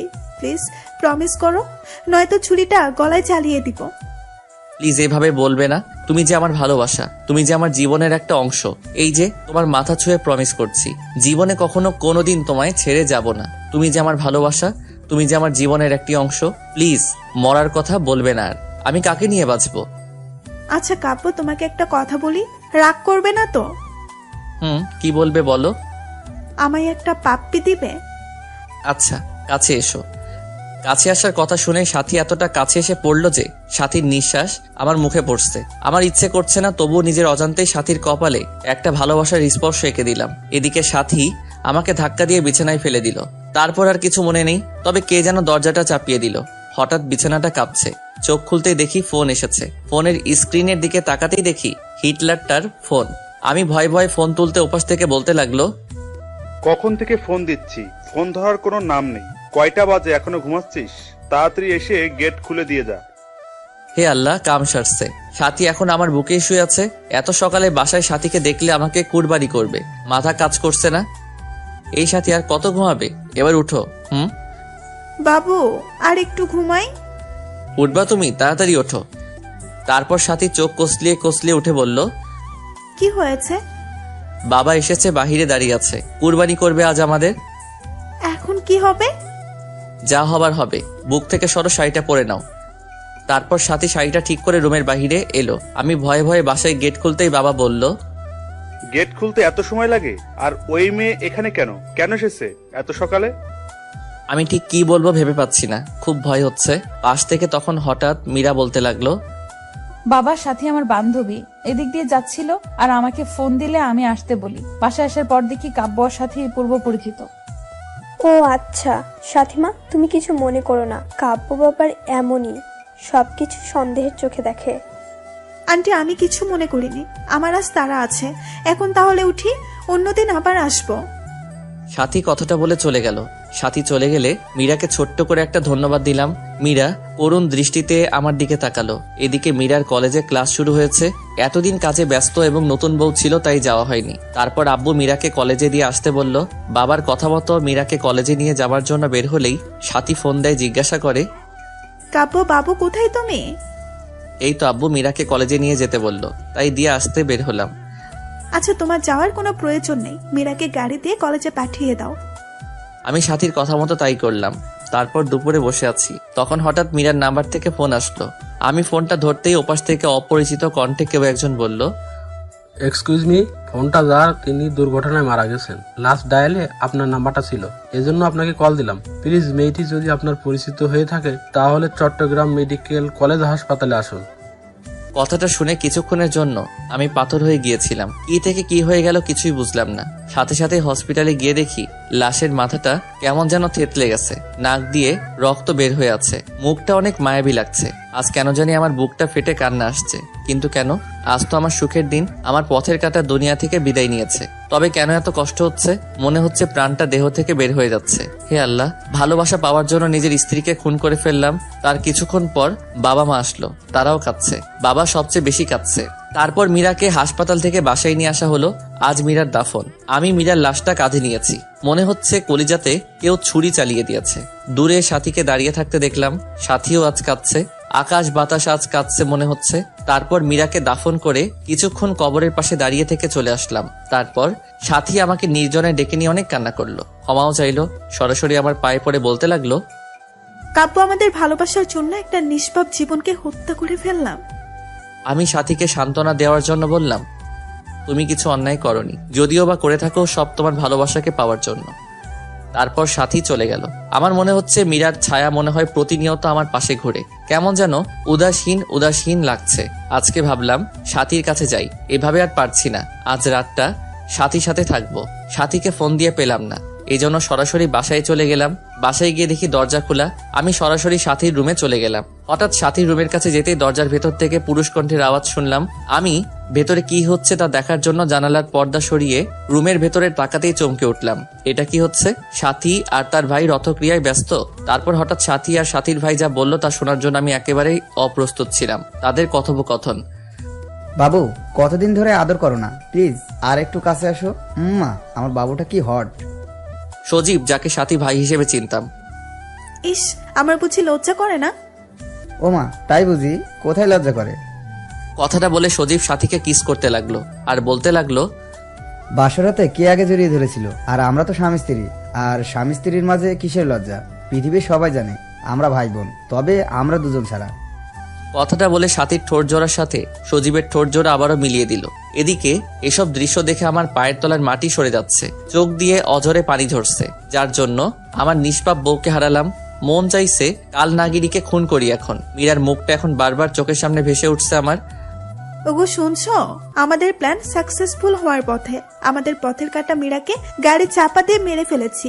মেয়েটা কাব্যকে অনেক ভালোবাসতো, কিন্তু আমার অভিনয়ের কাছে সব ভালোবাসা চাপা পড়ে গেছে। আমার বউটা অভিনয় অ্যাওয়ার্ড পাবে। তুমি একদম পারফেক্ট অভিনয় করেছো। আর সবচেয়ে রেলগাড়ির নিচে চাপা পড়ে মরার প্ল্যানের সাথে সাথে অভিনয়টা একদম সুপারহিট হয়েছিল। দেখতে হবে না বউটা কার? এখন শেষ একটা কাজ হচ্ছে আমার জন্য। পাগল কাব্যকে বিয়ে করে কৌশলে তার সমস্ত সম্পত্তি লিখে নিয়ে আমার বাবুটাকে নিয়ে আমেরিকা চলে যাওয়া, আর তা এই মাসেই পূরণ হবে। হাসতে হাসতে কথাগুলো বলল সাথী। এদিকে কথাগুলো শুনে আমার বুকটা চিনচিনে ব্যথা করছে। মন চাচ্ছে দুইটাকে খুন করি। এদের জন্য আমার স্ত্রী মীরা আজ পরপারে, কিন্তু না, এদের এইভাবে মারলে ফেসে যাব। তাই কৌশলে আমার স্ত্রী হত্যার প্রতিশোধ নিতে হবে। আজ বাইক চালাচ্ছি আর মীরার কথা ভাবছি। মনে হচ্ছে মীরা আমার পাশে বসে শক্ত করে আমাকে জড়িয়ে ধরে আছে। চোখ দিয়ে নিজের অজান্তেই পানি আসছে। বাড়িতে এসে বাবাকে জড়িয়ে ধরে ছোট বাচ্চার মতো কান্না করে দিলাম। খুব কষ্ট হচ্ছে আমার। বাবা মাথায় হাত বুলিয়ে দিয়ে বলল, আল্লাহর উপর ভরসা রাখ, তিনি সবকিছু ঠিক করে দিবেন। তারপর রুমে এসে শুয়ে পড়লাম। চোখ বন্ধ করলেই পিচিটাকে দেখতে পাই। খাইতে গেলেও মনে হয় কে যেন বলে, তুমি খাবে না? তুমি না খেলে আমিও খাবো না। আমি পারছি না এভাবে আর থাকতে। তারপর হঠাৎ ক্রিং ক্রিং করে ফোনটা বাজছে। ফোনের দিকে চেয়ে দেখি কাল নাগিনীটা ফোন দিয়েছে। শত অনিচ্ছা সত্ত্বেও ফোনটা ধরলাম। ওপাশ থেকে, আমার বাবুটা কেমন আছে? আমার বাবুটাকে বড্ড বেশি মিস করছি। বাবুটা একটু আমার সাথে দেখা করবে কি পার্কে? আমার যে বুকটা চিনচিনে ব্যথা করছে। এতগুলো আর অল্পদিন পরেই আমার বাবুটাকে আপন করে পাবো। প্লিজ এসে পড়ো পার্কে। আমি কিছু না বলেই কাল নাগিনীটার ফোনটা কেটে পার্কে চলে গেলাম। পার্কে গিয়ে চুপচাপ পাশে দাঁড়িয়ে আছি। কাল নাগিনীটা নীল শাড়ি পরেছে, নোংরা শরীরটাকে ঢেকে রেখেছে নীল পোশাকের আড়ালে। যদি কেউ নোংরা মনের কার্যকলাপ দেখতে পারতো, মনে হয় কেউ থুতু পর্যন্ত দিত না এই শরীরে। কি হলো বাবু, তোমার পছন্দের শাড়ি পরেছি, কেমন লাগছে বললে না তো? কি বলবো? আচ্ছা বাদ দাও, আমার পথের কাটা তো নেই। চলো না বিয়ে করে নেই। তোমাকে ছাড়া রাতগুলো আমার নির্ঘুম কাটে। তুমি যে আমার স্পন্দন। খুব ইচ্ছা করে তোমাকে আপন করে নেওয়ার। আল্লাহ আমার সেই ইচ্ছা পূরণ করবে না। আমি যে তোমাকে নিজের থেকেও বেশি ভালোবাসি। কথাটা বলার সাথে সাথে ঠাস ঠাস করে চর বসিয়ে দিলাম। আর সহ্য হচ্ছে না। এই, তুই আমাকে ভালোবাসিস? তাহলে সজীবকে? কাপু কি বলছে এসব? সজীব তো আমার ভাইয়া। চোখের পানি ফেলে দিয়ে কথাটা বলল সাথী। এমন চেহারা দেখে যে কেউ কালনাগিনীটার মায়ায় পড়ে যাবে, কিন্তু আমি নই। ছি, তোর লজ্জা করে না নিজের স্বামীকে ভাই বলতে, স্বামীকে ভাই বানাতে? আমি সেদিন তোর বাসায় গিয়ে সব দেখেছি আর শুনেছি। তোদের দুটোকে আমি নিজের হাতে খুন করে আমার ফুলের মতো নিষ্পাপ স্ত্রী হত্যার প্রতিশোধ নিব। তার আগে দেখ এই ভিডিওটা। তুই যদি সাথীকে বিয়ে না করিস, তাহলে বলবো তুই সাথীকে বিয়ের প্রলোভ দেখিয়ে তার সর্বনাশ করেছিস। আর সাথী এখন অন্তঃসত্ত্বা, তাই বুঝে নে কি করবি এখন তুই। কথাগুলো শুনে পিছন দিকে তাকাতেই দেখি সজীব মোবাইল ফোনে সাথীর আর আমার হোটেল রুমের ভিডিও এবং বাসার ভিডিও তুলে রাখছে। এসব দেখে নিজেকে আর কন্ট্রোল করতে পারছি না। ফোনটা আছাড় দিয়ে ভেঙে ফেললাম। বাবু খুব রাগ করেছো?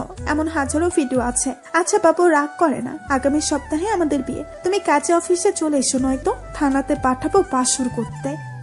ওদের কথা শুনে আমি আর কিছু বলতে পারলাম না।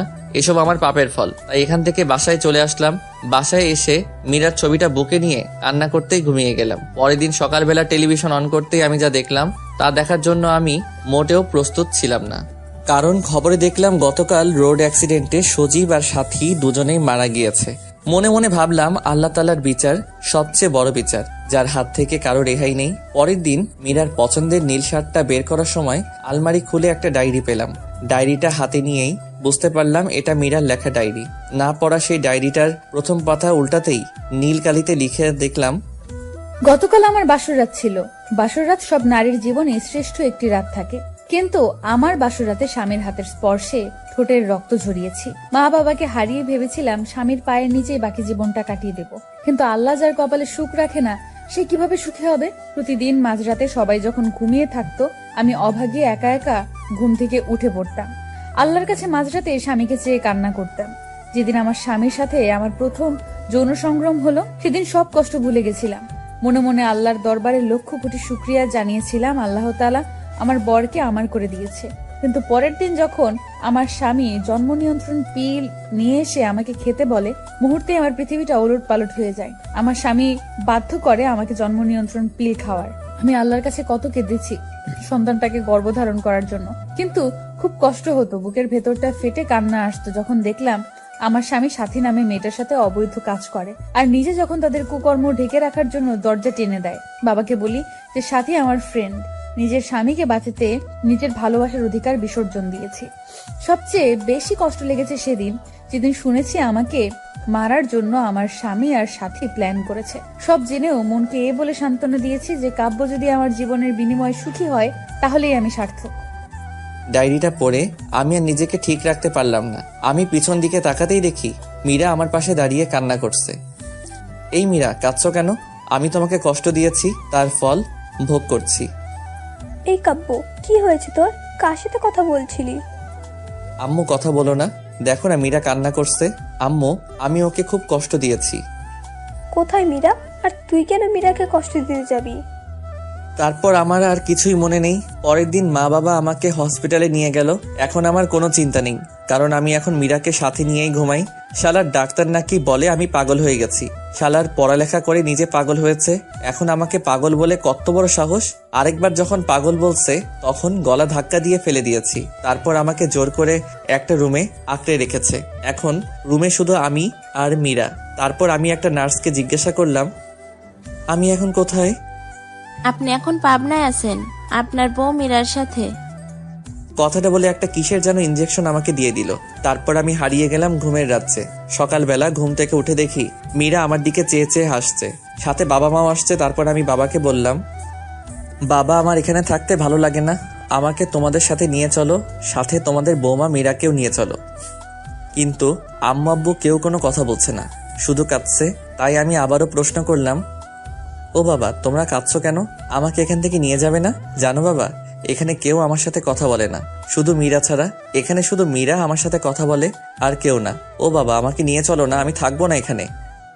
কথাগুলো বলেই কাঁদতে লাগলাম, কিন্তু বাবা কিছু না বলে মাকে নিয়ে চলে গেল। তারপর একটা নার্স এসে ইনজেকশন দিয়ে গেল। তারপর আর আবারও সেই ঘুমের রাজ্যে। আর কিছু মনে নেই। আমি সবসময় শুধু মীরার সাথেই কথা বলতাম। 5 বছর পর আজ মা বাবা আমাকে নিতে আসছে। এখন মীরাও আমার সাথে আর কথা বলে না। আমি জানি মীরা মারা গেছে। তারপর মা বাবা আমাকে বাসায় নিয়ে এসে বলল, কাব্য, বাবা, তুমি 5 বছর পাগল হয়ে পাবনা মানসিক হসপিটালে ছিলে, আর এই 5 বছরে আমাদের অনেক পরিবর্তন হয়ে গেছে।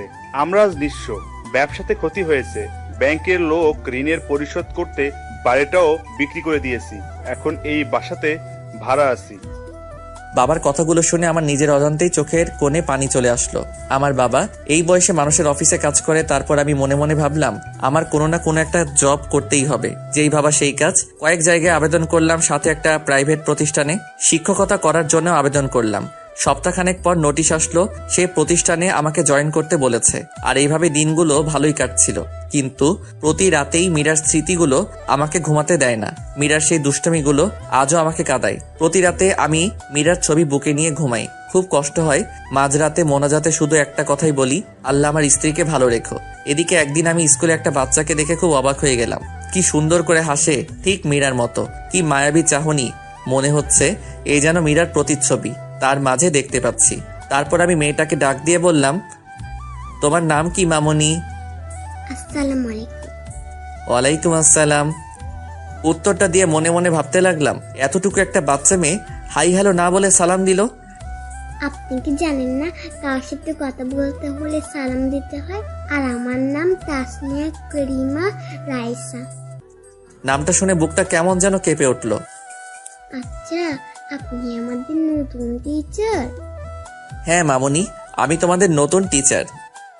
এই না চকলেট, আজ থেকে আমরা ফ্রেন্ড, কেমন? ফ্রেন্ড। তুমি আমার থেকে চকলেট নিলে, তুমি আমাকে পাপ্পি দিবে না? তুমি একটা কিপ্তি কেন? তোমার সাথে আরি। কান ধরো, কান ধরে বলবে রাজকন্যার সাথে আর কোন অপরাধ করবো না। তুমি জানো না রাইসা নামের একটা রানী? মামুনি, আমি না তোমার টিচার? টিচারকে কান ধরতে বলা লাগে? টিচার না ছাই, তুমি এখন আমার বন্ধু। কিছুক্ষণ আগে চকলেট দিয়ে বন্ধু বানাইছি। তোমার টিচার গিয়ে ওলা ক্লাসে দেখায়ও। এখন কান ধরো, নাহলে ফাইন দেবো। কথাগুলো বলে মুখ চেপে হেসে দিল। আমি কি বলবো ঠিক ভেবে পাচ্ছি না, খুব হাসি পাচ্ছে। মেয়েটার চোখের দিকে তাকিয়ে দেখি মেয়েটা রাগী লোক নিয়ে তাকিয়ে আছে। কি হলো, আমার কথা বুঝুনি? বন্ধু হলি কেন? বন্ধু হয়েছে যেহেতু কান ধরে বলো, আর অপরাধ হবে না। যদি কান না দেবো তাহলে দাঁত পড়ে যাবে, আর দাঁত পড়ে গেলে বিয়ে হবে না। তারপর আমি রাইসার কথা শুনে কান ধরে বললাম, আচ্ছা আমার ভুল হয়ে গেছে, আর এমন ভুল হবে না। বলেই মেয়েটাকে টান দিয়ে কোলে নিয়ে গালে মুখে চুমু দিয়ে বললাম, মামুনি এখন হয়েছে? বেশ হয়েছে, তুমি খুব ভালো। তখন হঠাৎ পাশ থেকে 10 বছরের মতো একটা মেয়ে এসে বলল, রাইসা, আব্বু এসেছে, চলো, দাঁড়িয়ে আছে। ও আপু, তুমি আমার ফ্রেন্ডের সাথে পরিচয় হই না? এই যে স্যার, এটা আমার আপু রিচি। রিচি আপু, স্যারকে সালাম দাও। আসসালামু আলাইকুম, আমি রিচি। স্যার আজকে আসি। বলতে হঠাৎ দেখে একটা ভদ্রলোক এসে রাইসাকে কোলে নিল। রাইসা বাবাই বাবাই বলে লোকটাকে জড়িয়ে ধরলো। তারপর লোকটা রাইসা আর রিচিকে নিয়ে গাড়ি করে চলে গেল। মনে মনে ভাবলাম, আজ যদি মীরা বেঁচে থাকতো তাহলে আমাদের সন্তানটাও ঠিক এতটুকু বড়ই হতো।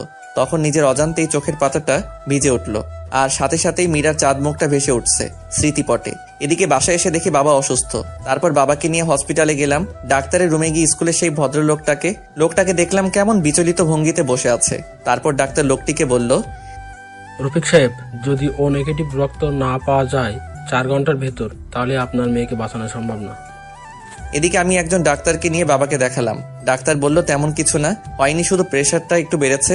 তারপর আমি বাবার বেড থেকে বের হয়ে পাশের বেডের দিকে তাকাতেই বুকটা কেমন যেন উহু করে কেঁদে উঠল। কি মায়াবী মুখটা, কেমন যেন অন্ধকারে ঢাকা পড়ে গেছে। মুখে অক্সিজেন মাস্ক লাগানো, মনে হচ্ছে এ যেন আমার নিজের আপন কেউ। আর কেন আমার এতটা কষ্ট হচ্ছে মেয়েটাকে দেখে, বুকের ভেতর চিনচিনে ব্যথা করছে। তারপর আমি ডাক্তারের রুমে গিয়ে বললাম, মেয়েটার কি হয়েছে? তখন পাশ থেকে লোকটি বলল, গতকাল স্কুল থেকে আসার সময় আমাদের গাড়ি নিয়ন্ত্রণ হারিয়ে অ্যাক্সিডেন্ট হয়। রাইসা মামুনির প্রচুর ব্লাড যায়, মাথায় অনেক আঘাত পেয়েছে। তার মা মেয়ের খবর শুনে অজ্ঞান হয়ে পড়ে আছে। মেয়েটা যদি কিছু হয়ে যায় তাহলে তার মা বাঁচবে না। যদি এখন রক্ত না পাওয়া যায়, আল্লাহ যে কি করবেন। কথাটা বলেই কেঁদে দিল। এদিকে এক নার্স এসে বলল, স্যার, চট্টগ্রামের আশেপাশে প্রায় সব ব্লাড ব্যাংকে খবর নিয়েছি, কিন্তু কোথাও রক্ত পাওয়া গেল না। এদিকে পেশেন্টের অবস্থা ভালো না, জানি না কি হবে। নার্সের কথাটা শুনে রফিক সাহেব কেঁদে দিলেন। আমার কেন যেন কথাগুলো শুনে খুব কষ্ট হচ্ছে। তখন আমি ডাক্তার সাহেবকে বললাম, ডাক্তার সাহেব, আমি রক্ত দিব, আমার রক্তের গ্রুপ ও নেগেটিভ। ডাক্তার তখন তাড়াহুড়া করে আমায় নিয়ে শুইয়ে দিলেন। 2 ব্যাগ রক্ত নিয়ে রাইসাকে দিল। আমি কিছুক্ষণ শুয়ে থেকে বাবার কাছে চলে আসলাম। পরের দিন বাবাকে নিয়ে বাসায় ফিরি। হসপিটাল থেকে আসার সময় রাইসার বেডের দিকে তাকিয়ে দেখি একটা মেয়ে রাইসাকে জড়িয়ে ধরে আছে। মনে হচ্ছে এটাই রাইসার মা, কিন্তু মানুষটাকে খুব পরিচিত লাগছে। একদিনে তাকিয়ে আছি মেয়েটার দিকে। কি রে কাব্য, বাসায় যাবি না? এভাবে দাঁড়িয়ে পড়লি যে? বাবার কথা শুনে খানিকটা চমকে উঠে বললাম, চলো বাবা। তারপর বাবাকে নিয়ে বাসায় আসার পর বিছানায় গাটা এলিয়ে দেই। তারপর পরের দিন হঠাৎ কে যেন দরজা নক করছে। আমি দরজাটা খুলতেই আমার মাথাটা ঘুরতে লাগলো, পা দুটো কাঁপছে। আমি কি দেখছি? এটা স্বপ্ন না বাস্তব? মীরা, তুমি বেঁচে আছো? হ্যাঁ, বেঁচে আছি। তুমি কি ভেবেছিলে আমি মরে গেছি? যাকে আল্লাহ বাঁচায় তাকে কেউ মারতে পারে না। কিন্তু আমি যে স্পষ্ট দেখেছি সেটা তুমি রোড অ্যাক্সিডেন্টে মারা গিয়েছো। তুমি ভুল দেখেছো কাব্য। তুমি জানো না এই পৃথিবীতে একজন মানুষের ন্যায় আরো 7 জন মানুষ রয়েছে। আচ্ছা বাদ দাও, এই নাও আমার বিয়ের কার্ড। তুমি কিন্তু আসবেই। আঙ্কেল আন্টি সাথে জান্নাতকেও নিয়ে আসবে। মীরা, তোমার বিয়ে মানে? কি বলছো এসব? আর আমি তোমাকে ভালোবাসি, বড্ড বেশি ভালোবাসি। আমি আমার ভুল বুঝতে পেরেছি, প্লিজ আমাকে ক্ষমা করে দাও। তোমাকে ছাড়া সত্যি আমি বাঁচবো না, প্লিজ আমাকে ছেড়ে যেও না। বিশ্বাস করো, এখন আমার বুক থেকে তোমাকে আর কেউ কেড়ে নিতে পারবে না।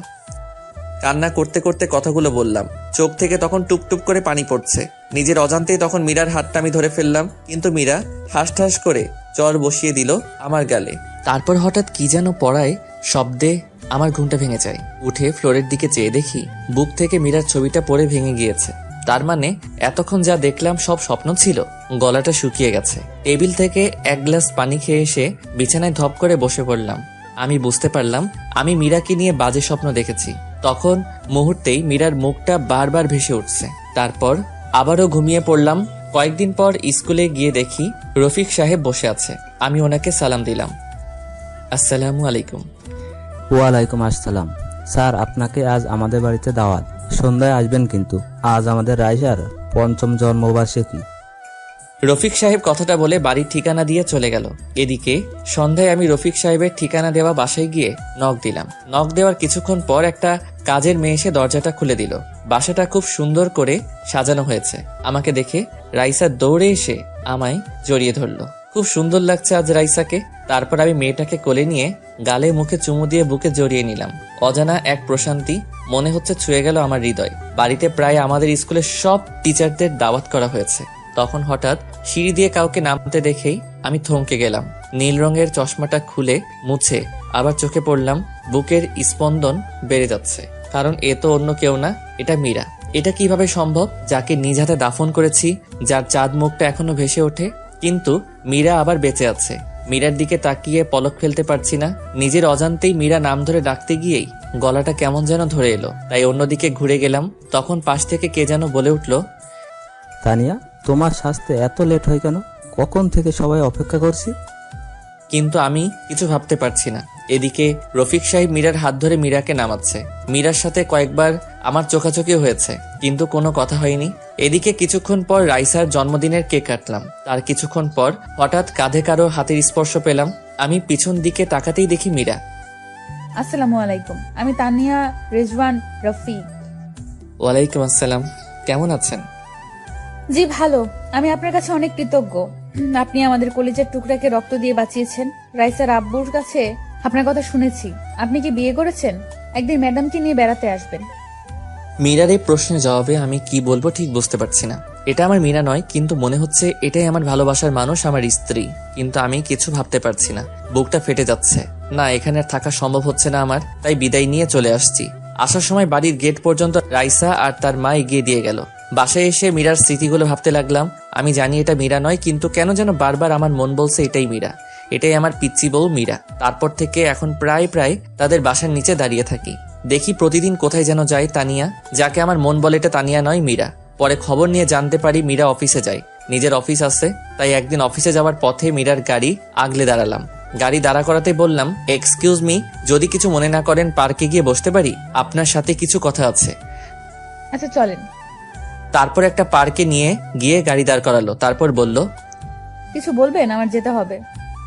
একটা সত্যি কথা বলবেন? বলেন, কি বলতে চান? আমার মন বলছে তুমি তানিয়া না, আমার মীরা। আমার মন বলছে, প্লিজ মিথ্যা বলো না। আপনি কি ঠিক আছেন মিস্টার কাব্য? আমি তানিয়া রেজওয়ান রফিক। আপনার মীরা কে? আর কি বলছেন এসব? আপনি এসব বলতে আমাকে এখানে এনেছেন? ছি, লজ্জা করে না আপনার? প্লিজ, আমি মিথ্যা বলছি না, বিশ্বাস করুন। এরপর মীরার সাথে ঘটে যাওয়া সবকিছু তাকে খুলে বললাম। তারপর উনি বলল, কি আশ্চর্য, আপনি কি আমাকে নাটকের স্ক্রিপ্ট শোনাচ্ছেন? প্লিজ, আমি জানি তুমি আমার মীরা, তুমি আমার সাথে মিথ্যা বলছো। কি আশ্চর্য, আমার বিয়ে হয়েছে, বাচ্চাও আছে দুটো। প্লিজ মীরা, তুমি আমার মীরা, বলো তুমি মিথ্যা বলছো। আমার মন কখনো মিথ্যা বলে না। কথাটা বলেই মীরার হাতটা ধরে ফেললাম, আর সাথে সাথে মীরা হাতটা ছাড়িয়ে ঠাস ঠাস করে চর বসিয়ে দিয়ে বলতে লাগলো, আমি আপনাকে অনেক ভালো ভেবেছিলাম, কিন্তু আপনার যে চরিত্র খারাপ তা এখন আর বোঝার বাকি রইল না আমার। লজ্জা করে না অন্যের স্ত্রীর হাত ধরতে? আপনার কি বউ নেই? আর আপনি ভালো করে জানেন আমার স্বামী আর দুইটা মেয়ে আছে। তারপরও আমাকে কেন বিরক্ত করেন? নির্ঘাত আমার মেয়ের জীবন বাঁচানোর জন্য আজ আপনাকে লোক ডেকে অপমান করলাম না, নইলে আজ আপনাকে পুলিশে দিতাম। ছোট লোক, নারীদের সম্মান করতে শিখেননি, মনে হয় জন্মের দোষ রয়েছে আপনার। কথাটা বলে জিভে কামড় দিল মীরা। এদিকে তানিয়া, যাকে মীরা ভেবে নিজের অজান্তে হাতটা ধরে ফেলেছিলাম, কিন্তু সে তো আমার মীরা না। নিজের প্রতি আজ প্রচন্ড ঘৃণা হচ্ছে। আজ আমার জন্য মা বাবা কথা শুনলো। সরি, আমি ঠিক এমনটি বলতে চাইনি। না, ঠিক আছে, বলবেন না কেন? আমি যে হতবাকা নিজের স্ত্রীকে কত কষ্ট দিয়েছি, এতটা ভালোবাসা সত্ত্বেও তাকে দূরে সরিয়ে দিয়েছি।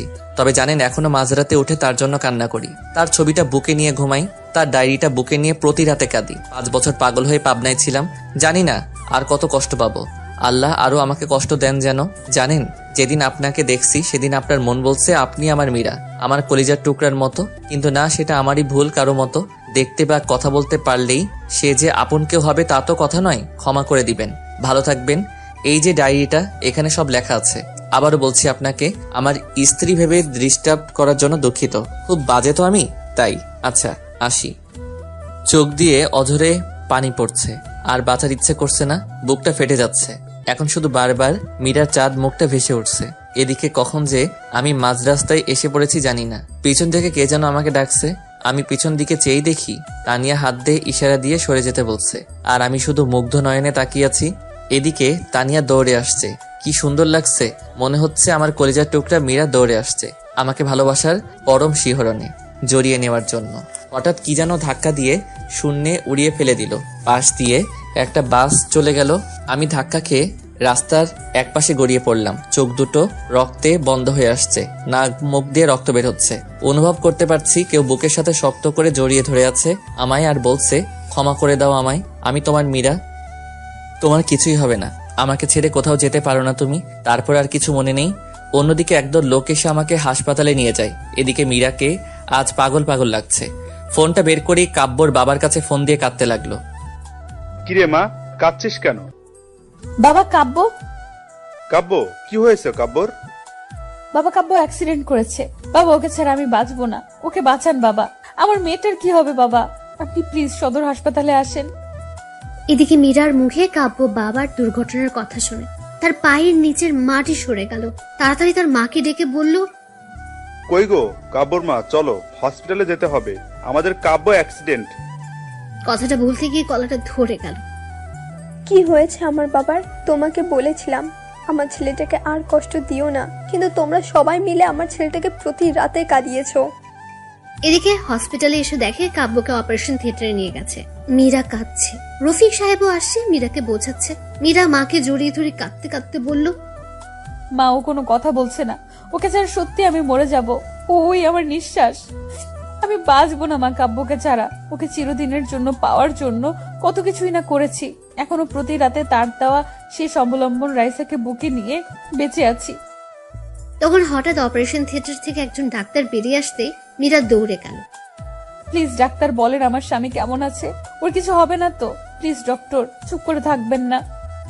কিন্তু ডাক্তার চোখ থেকে পানি ছেড়ে দিয়ে বলল, দেখুন, আমরা আমাদের সর্বাত্মক চেষ্টা করেছি, কিন্তু এখন আমাদের আর করার কিছু নেই। আল্লাহকে ডাকেন, তিনি যদি ইচ্ছা করেন তাহলে বাঁচাতে পারেন। রোগী ক্রিটিক্যাল অবস্থায় আছে। ডাক্তারের কথা শুনে মীরার পায়ের তলার মাটি সরে গেল। চোখ থেকে টুপটাপ করে পানি ঝরছে। ডক্টর সাহেব, আমি কি কাব্যের সাথে দেখা করতে পারি? যান, তবে কোনো কথা বলবেন না। এদিকে মীরা ডাক্তারের কথা মতো ক্যাবিনে ঢুকতেই বুকটা হু হু করে কেঁদে দিল। সারা মুখ ব্যান্ডেজ করা, মুখে অক্সিজেন মাস্ক লাগানো। খুব কষ্ট লাগছে মীরার কাছে। কাব্যের মায়াবী মুখটা বারবার ভেসে উঠছে। মীরা কিছু ভাবতে পারছে না। তখন কাব্যের পা দুটি জড়িয়ে ধরে কাঁদতে লাগলো, আর কাঁদতে কাঁদতে বলল, কাব্য প্লিজ, আমায় ক্ষমা করে দাও। আমায় ছেড়ে কোথাও যেও না। তোমার পায়ের নিচে থাকতে দিও আমায়। তোমার পায়ের নিচে যে আমার সব সুখ। আমি তোমাকে অনেক কষ্ট দিয়েছি। প্লিজ আমায় ছেড়ে দিও না। তুমি না বলেছো তোমার যদি কখনো মেয়ে হয় তার নাম রাইসা রাখবে? তুমি জানো না রাইসা তোমার আর আমার মেয়ে? জানো, তোমার মেয়ে জানে তুমি ওর বাবা। তোমাকে কতবার বাবা ডেকে বুকে জড়িয়ে নিতে চেয়েছিল, কিন্তু আমি তোমাকে বাবা বলে ডাকতে দেইনি। তুমি তোমার মেয়েকে বুকে জড়িয়ে নেবে না? ওই তোমার জীবন, আমার বেঁচে থাকার অবলম্বন। তোমাকে ছাড়া যে আমাকে কল্পনাও করতে পারি না। কথাগুলো বলতে বলতে পা দুটো বুকের সাথে জড়িয়ে কাঁদতে লাগলো, আর সমানে চুমু খেতে লাগলো। এদিকে পেছন থেকে একজন নার্স এসব দেখে নিজের অজান্তে কেঁদে দিয়েছে। তারপর মীরার কাঁধে হাত রেখে বলল, বোন প্লিজ, এভাবে কান্না করো না, রোগীর ক্ষতি হবে, আল্লাহকে ডাকো। নার্সের কথা শুনে কাব্যের পা ছেড়ে দিলাম। কলিজাটা ফেটে যাচ্ছে। বাসা থেকে ফোন দিল, রাইসা নাকি খুব কাঁদছে। তার বাবার জন্য কেউ তার কান্না থামাতে পারছে না। রাইসা শুনেছে কাব্য নাকি অ্যাক্সিডেন্ট করেছে। তারপর আমি বাবাকে বলে বাসায় যাওয়ার জন্য বের হতেই এক লোক বলল, ম্যাডাম, হসপিটালে আসার সময় আপনার হাতে ডায়েরিটা ছিল। তারপর মীরা ডায়েরিটা হাতে নিয়ে বাসায় আসতেই, তুমি আমার বাসায় আসবে না। তুমি বাবাইকে কষ্ট দিয়েছো, আমি সব শুনেছি। তুমি আঙ্কেলকে ফোনে যখন বলেছো বাবা অ্যাক্সিডেন্ট করেছে, তাও আবার তোমার জন্য। তুমি আমাকে বাবা ডাকতে দাওনি। আমার বাবা অনেক ভালো, আমার জন্য সেদিন কান ধরেছিল, আমাকে জড়িয়ে ধরেছিল, আমাকে আদর করেছিল। আমি বাবাই ডাকতে চেয়েও আমি বাবাই দেখতে পারিনি, কারণ তুমি ডাকতে নিষেধ করেছে বলে। তুমি ছোটবেলায় বাবার ছবি দেখিয়ে বলেছো এটা তোর বাবা। যেদিন বাবাকে প্রথম দেখলাম সেদিন দৌড়ে বাবার কোলে গেলাম, কিন্তু বলতে পারিনি তুমি আমায় যে কোথাও যাবে না। যেদিন স্কুলের মেয়েরা বাবার কোলে চড়ত তখন তাদের বাবা তাদেরকে জড়িয়ে আসত, তখন আমি তাদের দিকে চেয়ে থাকি, আমার খুব কষ্ট লাগতো। কান্না করতে করতে কথাগুলো বলল রাইসা। রাইসা মামুনি, বাবাই ভালো হয়ে যাবে। মা আমার, তুমি কেঁদো না। তুমি আমার মা ডাকবে না, তুমি আমার কেউ না। তুমি আমার বাবাইকে কষ্ট দিয়েছো, আমার বাবাইকে বাবাই বলে ডাকতে দাওনি কেন? কথাগুলো বলে কাঁদতে কাঁদতে রুমে গিয়ে দরজা লাগিয়ে দিল রাইসা। আমি কি করব? রাইসার কথাগুলো শুনে কলিজা ফেটে যাচ্ছে। সত্যি তো, তোর বাবার থেকে রাইসাকে আমি দূরে রেখেছি। বারবার কাব্যের কথা মনে পড়ছে। রফিক ভাইয়াও কিছু বলছে না, শুধু বলল, মানুষটাকে বড্ড বেশি কষ্ট দেওয়া হয়ে গেছে রে মীরা। তারপর আমি দরজাটা লাগিয়ে বিছানায় শুয়ে বালিশে মুখটা লাগিয়ে কাঁদতে লাগলাম। হঠাৎ মনে পড়লো কাব্য একটা ডায়েরি লিখে গেছে। টেবিলের উপর থেকে ডায়েরিটা তুলে বুকে জড়িয়ে নিলাম। তারপর ডায়েরিটা খুলতেই আমি চমকে গেলাম। ডায়েরির প্রথম পৃষ্ঠায় লেখা, আমার এই হৃদয় লিখিলাম তোমার ইনাম। ডায়েরির পরের পাতা উল্টাতেই, ওগো হৃদয় রাঙিনী, জানি না কিভাবে শুরু করব। আমি যে অনেক বড় অপরাধী। তোমার অবুঝ ভালোবাসাকে আমি অবহেলা করেছি। জানো, যেদিন তোমাকে হারিয়ে ফেলেছি সেদিন বুঝেছি তুমি কতটা জোরে আমার জীবনে ছিলে। জানো, প্রতিদিন তোমার জন্য কেঁদেছি। মাঝরাতে উঠে আল্লাহর কাছে চাইতাম যেন আল্লাহ তাআলা তোমাকে আমার করে দেয়। প্রতি রাতে তোমার ছবিটা বুকে নিয়ে ঘুমাতাম, তোমার ছবি বুকে নিয়ে কাঁদতাম। জানো, মানুষ মারা গেলে নাকি তারা হয়ে যায়, তাই প্রতি সন্ধ্যায় আকাশের তারাদের সাথে কথা বলতাম যেন আমার হৃদয় রাঙিনীকে তারা যেন কষ্ট না দেয়। রাতের আকাশের সবচেয়ে উজ্জ্বল তারাকে তুমি মনে করে কাঁদতাম আর বলতাম, অভিমান ভেঙে এসো না, জড়িয়ে নাও তোমাতে, আমি যে আর পারছি না তোমার বিরহে, এসব বলে কাঁদতাম। কিন্তু তুমি এতটাই আমার প্রতি অভিমান করেছিলে যে যার জন্য আমার সাথে কথা বলো না, শুধু করুণ দৃষ্টিতে আমার দিকে তাকিয়ে থাকতে। সত্যি কি তুমি আমাকে ক্ষমা করবে না? জানো, খুব ইচ্ছা করে তোমাকে এই মরুর বুকে জড়িয়ে নিয়ে শান্ত করতে আমারই প্রাণ। মীরা, জানো, আজ একটা বাচ্চা মেয়েকে দেখে তোমার কথা বড্ড বেশি মনে পড়ছে। বাচ্চাটা দেখতে ঠিক তোমার মতোই। আমি এতটাও হতভাগী, নিজের বাচ্চাকে নিজের হাতে নষ্ট করেছি। জানো, এখনো সেই রাতের কথাগুলো ভুলতে পারি না। তোমাকে দেওয়া প্রতিটা চরের আঘাত আমার কলিজাতে লেগেছে। জানো, পরের দিন যখন বাচ্চাটাকে ব্লাড দিলাম সেদিন মনে হয়েছে আমার খুব কাছের কাউকে আমি রক্ত দিচ্ছি। বাচ্চাটার জন্মদিন, বাচ্চাটাকে বুকে জড়িয়ে নিতেই তোমার শরীরের গন্ধ পেলাম। কিন্তু যখনই সিঁড়িতে তোমার মতোই কাউকে দেখলাম তখন সত্যি ভেবে নিয়েছিলাম আল্লাহ আমার ডাক শুনেছে। আমি আনন্দে আত্মহারা হয়ে গিয়েছিলাম। কিন্তু যখন শুনেছিলাম ওটা তুমি মীরা নও, আমাকে চিনো না, তখন আমার কলিজাটা ফেটে যাচ্ছিল। যখন রফিক সাহেব এসে হাত ধরলো আমার কাছে তখন মনে হয়েছিল কেউ যেন আমার কলিজাটা দুমড়ে মুচড়ে ছিঁড়ে নিয়ে যাচ্ছে। জানো, তুমি নেই জেনেও নিজের অজান্তে পাগলামি করেছি আর বাসায় এসে কেঁদে বুক ভাসিয়েছি। পরের দিন ঠিক করলাম তোমার জন্য লেখা ডায়েরিটা তানিয়া আপুকে দিয়ে তোমার কাছে চলে আসব। আমি যে আর পারছি না মীরা, মৃত্যুর পথ বেছে নেওয়া ছাড়া আমার আর কোনো উপায় নেই। তোমাকে ছাড়া যে এখন আমার নিঃশ্বাস নিতেও কষ্ট হয়। কষ্টটা আরো বেশি হয় যখন তোমারই মতো তানিয়া নামক মেয়েটা তার স্বামীর হাত ধরে আমারই সামনে দিয়ে হেঁটে যায়। জানো, তখন বড্ড বেশি তোমার কথা মনে পড়ে। কি করব, আমি তোমাকে ছাড়া আর যে বাঁচতে পারছি না। তোমাকে নিয়ে লেখা শেষ অবলম্বনটা তোমাকে মনে করে তানিয়া আপুকে দিয়ে গেলাম। জানো, খুব কষ্ট হচ্ছে লেখাগুলো লিখতে। আমি আসছি মীরা। ডায়েরিটা পড়তে চোখ দিয়ে জল গড়িয়ে পড়লো মীরার আজকে একটা মিথ্যের জন্যই কাব্য মৃত্যুর কিনারায়। খুব কষ্ট হচ্ছে মীরার। কাব্যের মুখটা বারবার মীরার সামনে ভেসে উঠছে, মীরার কানে বারবার বাজছে তার লেখার শেষ কথাগুলো। মীরা এসব ভাবছিল আর তখনই হঠাৎ বাইরে কিছু ভাঙার শব্দ পেল। মীরা তাড়াতাড়ি করে রুমের বাইরে এসে দেখে রাইসা কাঁদছে আর খাবারের প্লেট ফেলে দিয়েছে। মা, রাগ করো না, খেয়ে নাও। তুমি আমাকে মা বলবে না, আমাকে বাবার কাছে নিয়ে যাও। তুমি আমার বাবাকে কষ্ট দিয়েছো, তুমি আমার সাথে আর কথা বলবে না। প্লিজ রাইসা, মা আমার, তোমার বাবার কিছুই হবে না। প্লিজ কান্না করো না, খেয়ে নাও। আমাকে বাবার কাছে নিয়ে যাও, আমি বাবাকে না ডেকে খাবো না। হঠাৎ তখনই সবুজকে ঘরে আসতে দেখে মীরা ভাইয়া বলে কেঁদে দিয়ে বলল, ভাইয়া, কাব্য বাঁচবে না। কাব্যকে ছাড়া আমিও যে বাঁচবো না। সবুজ মীরাকে বুকে নিয়ে সান্ত্বনা দিয়ে বলল, কান্না করিস না বোন, আল্লাহ তাআলা সব ঠিক করে দিবেন। তোর কান্না যে আমি দেখতে পারি না। মা বাবাকে তো ছোটবেলায় হারিয়েছি, তানিয়াটাকেও প্রথম দেখাতেই হারিয়ে ফেলেছি। তোকে খুন করার জন্য সাথী নামের মেয়েটা কন্টাক্ট করেছিল।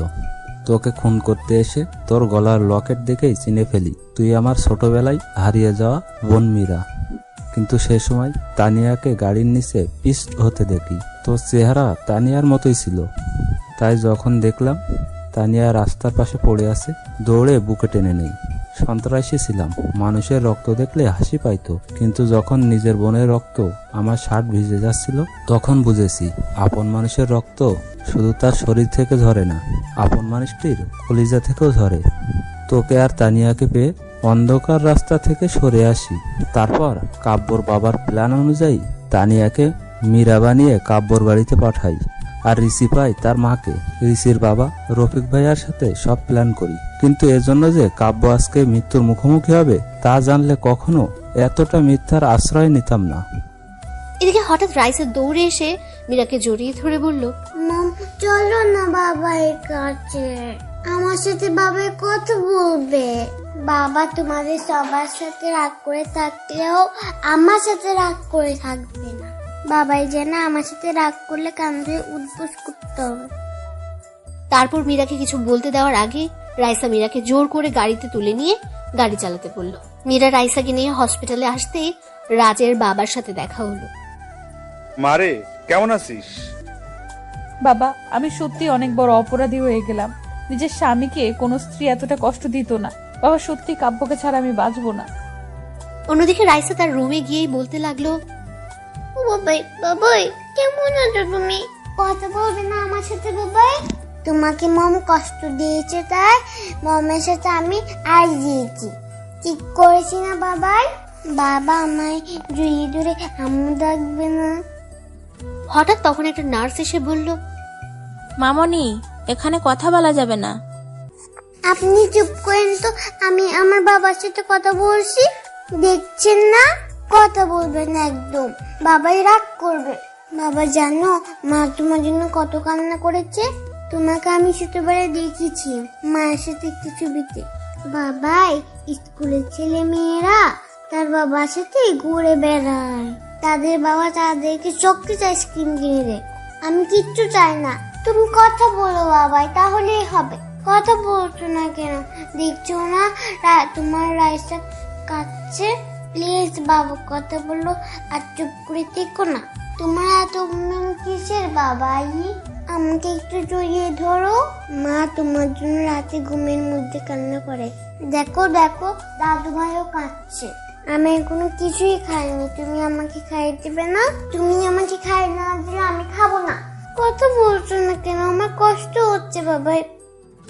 এদিকে রাইসার কান্না দেখে সবাই কাঁদছে। মীরার কাছে মনে হচ্ছে তার কলিজাটা ফেটে যাচ্ছে। কিছুক্ষণ পর কাব্য কেমন যেন করতে লাগলো। ডাক্তার এসে দেখতে কেমন যেন নড়াচড়া বন্ধ করে দিল। তারপর রুম থেকে বের হয়ে ডাক্তার চোখের পানি ছেড়ে দিয়ে বলল, সরি।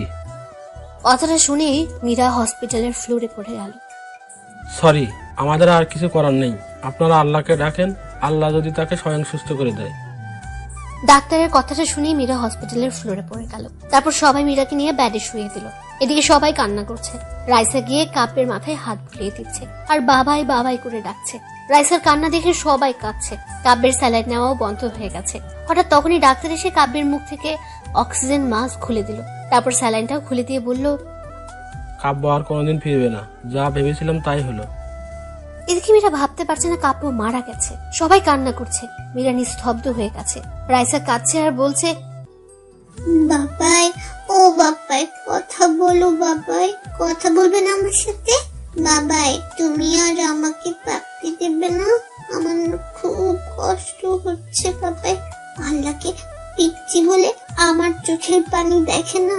ও আল্লাহ, তুমি তো বলেছো ছোট বাচ্চারা নিষ্পাপ হয়, তাদের কোনো পাপ থাকে না, তাদের কথা গ্রাহ্য করতে পারো না। ও আল্লাহ দেখো আমি কাঁদছি, তুমি আমার বাবাইকে বলো আমার সাথে কথা বলতে। তুমি কথা বলতে বললে বাবাই আর চুপ করে থাকতে পারবে না। দেখো তো বাবাই আমার সাথে অভিমান করেছে, আমাকে তো কোলেই নেয় না, আদরও করে না। আমার কষ্ট হয় না বুঝি বাবাই? বাবাই কথা বলো। মামা দেখো, বাবাই কথা বলছে না, বাবাকে বলো কথা বলতে। এদিকে সবাই কাব্যের জানাজা করে কবরে নিয়ে যাচ্ছে। মীরা বাক রুদ্ধ হয়ে গেছে, ফ্যাল ফ্যাল করে তাকিয়ে আছে কাব্যের চলে যাওয়ার দিকে। মীরার কলিজাটা ফেলে যাচ্ছে। আজ একটা ভুলের জন্য কাব্য সারা জীবনের জন্য হারিয়ে গেল মীরার জীবন থেকে। মম বাবাকে কোথায় নিয়ে যায় বলো না মা, বাবাকে সবাই কোথায় নিয়ে যায়? বাবাকে ডাক করেছে তাই নিয়ে যাচ্ছে। বাবা আবার কখন আসবে মা, বললো না মা, আমার বাবাকে সবাই কোথায় নিয়ে যায়? রাইসার কথা শুনে মীরার কষ্টে বুকটা ফেটে যাচ্ছে, নিঃশ্বাস নিতে কষ্ট হচ্ছে। রাইসাকে বুকের সাথে শক্ত করে জড়িয়ে ধরেছে মীরা। রাইসাকে কি বলবে সে উত্তর যে মীরার কাছে নেই। এদিকে কাব্যকে কবরে নামালে মীরা আর থাকতে পারে না, দৌড়ে চলে যায় কবরের কাছে, গিয়ে বলতে লাগলো, আমি আমার স্বামীকে কোথাও যেতে দেব না, তোমরা কেউ আমার স্বামীকে দূরে সরিয়ে দিও না। এদিকে মীরার চিৎকার চেঁচামেচি শুনে কাব্যের বাবা মীরাকে গিয়ে জিজ্ঞেস করলো, কি হয়েছে মা, তুই কাঁদছিস কেন? বাবা কাব্যকে কবর দিয়ে দিচ্ছে। বাবা প্লিজ কাব্যকে কবর দিতে দিয়েন না, ওকে ছাড়া আমি বাঁচবো না। বাবা সত্যি ওকে ছাড়া মরে যাব। মারে, তুই দুঃস্বপ্ন দেখছিস। কাব্য বেঁচে আছে, ডাক্তার আল্লাহকে ডাকতে বলল। আমি জানি তুই কাব্যকে অনেক ভালোবাসিস, এত কষ্ট দেওয়ার পরেও তুই ওকেই ভালোবেসে গিয়েছিস। বাবা কাব্য কোথায়? কাব্যর বেডে। তারপর মীরা দৌড়ে কাব্যের ব্যাটে গিয়ে দেখে রাইসা কাব্যের বুকে শুয়ে আছে, মুখে অক্সিজেন মাস্ক লাগানো, শরীরে স্যালাইন দিচ্ছে। মীরা তাড়াতাড়ি গিয়ে কাব্যের কপালে চুমু দিয়ে কাব্যের পা ধরে কাঁদতে লাগলো। প্লিজ তুমি আমাকে ছেড়ে দিও না, কিভাবে বাঁচবো আমি তোমায় ছাড়া? তুমি যে আমার জীবন, তুমি যে আমার ভালোবাসা। প্লিজ ম্যাডাম, এভাবে কাঁদবেন না, পেশেন্টের সমস্যা হবে, পারলে আল্লাহকে ডাকেন। তারপর মীরা ঘড়ির দিকে তাকিয়ে দেখে রাত 1টা বাজে। মীরা তাড়াতাড়ি গিয়ে 2 রাকাত নফল নামাজ শেষ করলো। মোনাজাতে 2 হাত উত্তোলন করে বলতে লাগলো, হে পরম করুণাময় আল্লাহ তাআলা, হে রহিম রহমান, এই শেষ রাতে পৃথিবীর সকল মানুষ যখন ঘুমন্ত, এমন সময় তোমার পবিত্র দরবারে 2টি হাত তুলে ধরেছি। ছোটকালেই মা বাবাকে হারিয়েছি, বাবার স্নেহ কি জিনিস কখনো তা পাইনি মায়ের ভালোবাসা। এখন আমার জীবনের একমাত্র অবলম্বন আমার স্বামী। আজ আমার স্বামীর জীবন ভিক্ষা চাই তোমার দরবারে। হে আল্লাহ, ফকির এক দরজায় ভিক্ষা না পেলে আরেক দরজায় যায়, আর তুমি ছাড়া তো আমার কোনো দরজা নাই। এই ভিখারিনীকে তুমি খালি হাতে ফিরিয়ে দিও না। আমি কিচ্ছু চাইনি কোনোদিন তোমার দরবারে, কোনোদিন বলিনি বা অভিযোগ করিনি মা বাবাকে কেন কেড়ে নিলে। আল্লাহ, তোমার কাছে আমার স্বামীর জীবন ভিক্ষা চাই। আল্লাহ, আমার জীবনের বদলতে হলেও আমার স্বামীকে বাঁচিয়ে দাও, আমার মেয়েকে তুমি বাবা হারা করো না। আল্লাহ তাআলা, আল্লাহ, সন্তান কাঁদলে নাকি মা সহ্য করতে পারে না। ও আল্লাহ, তুমি তো দুনিয়ার মায়ের চেয়ে তোমার বান্দাবান্দিকে লক্ষ কোটি গুণ বেশি ভালোবাসো। আল্লাহ, এই নিশি রাতে তুমি কি আমার কথা শুনতে পাচ্ছ না? আমার স্বামীকে সুস্থ করে দাও হে আল্লাহ, আমার বেঁচে থাকার অবলম্বনকে আমার কাছ থেকে সরিয়ে দিও না। নিশ্চয়ই তোমার গুনাহগার বান্দির দোয়া কবুল করেছো। এই কথা বলে মোনাজাত শেষ করে জায়নামাজে ঘুমিয়ে গেল মীরা। তারপর ভোরের আলো পড়তেই মীরার ঘুম ভেঙে গেল, আর মীরা উঠে দৌড়ে কাব্যের ব্যাডের কাছে গেল। মীরা গিয়ে দেখে কাব্যের অক্সিজেন মাস্ক খোলা। তারপর ডাক্তার এসে বলল, সরি, কাব্য আর ফিরবে না। কথাটা বলে ডাক্তার চলে গেল। সাথে সাথে মীরা চিৎকার করে করে কাঁদছে আর বলছে, না, আমার কাব্য আমাকে ছেড়ে কোথাও যেতে পারে না। তখন সাথে সাথে কাব্যের পা দুটো জড়িয়ে ধরে বলতে লাগলো, এই তুমি আমাকে ছেড়ে যেও না, আমি সত্যি তোমাকে ছাড়া বাঁচবো না। তোমার বুকেই যে আমার শেষ ঠিকানা, প্লিজ কথা বলো, আর চুপ করে থেকো না। এসব বলছে আর কাব্যের পা জড়িয়ে ধরে কাঁদছে মীরা। মীরা কাঁদতে কাঁদতে কাব্যের কপালে গিয়ে ভালোবাসার স্পর্শ রেখে দিল। আর তখন কে যেন মীরাকে শক্ত করে জড়িয়ে ধরলো। মীরা মাথা তুলে তাকিয়ে দেখে কাব্য মীরাকে শক্ত করে জড়িয়ে ধরেছে। তারপর কাব্য বলছে, আমি কি আমার পিচ্চি বউটাকে রেখে মরতে পারি? আমি যে আমার পিচ্চি বইটাকে বড্ড বেশি ভালোবাসি, আমার পিচ্চিটাকে কি জড়িয়ে ধরতে পারি? যা দুষ্টু। কথাটা বলে কাব্যের বুকে মুখ লুকালো মীরা। এই কি করছো? শার্ট তো ভিজে গেল। ভিজুক, কেন কষ্ট দিলে আমায়? তুমিও তো আমাকে কম কষ্ট দাওনি। 5 বছর তোমাকে ছাড়া কাটিয়েছি, তাই আমিও ডাক্তারকে সবকিছু বলে ডাক্তারের সাথে প্ল্যান করে এসব করেছি। তবে হ্যাঁ, অ্যাক্সিডেন্ট কিন্তু সত্যি সত্যি হয়েছিল। আচ্ছা মীরা, সত্যি যদি আমি হারিয়ে যেতাম? কথাটা বলার সাথে সাথেই মীরা আমার মুখে হাত দিয়ে ফেললো। কি বলছো? তাহলে আমার কি হবে? এখনো তো বাসরাত বাকি, আর এখন আমি কিন্তু আর পিচ্ছি না। আমি তখন হেসে দিয়ে মীরাকে জড়িয়ে ধরলাম। আর তখনই হঠাৎ রাইসা এসে বলল, বাবাই শুধু মাকে আদর করবে, আমায় আদর করবে না? তারপর আমি রাইসাকে কোলে নিয়ে দুজনেই হেসে দিলাম।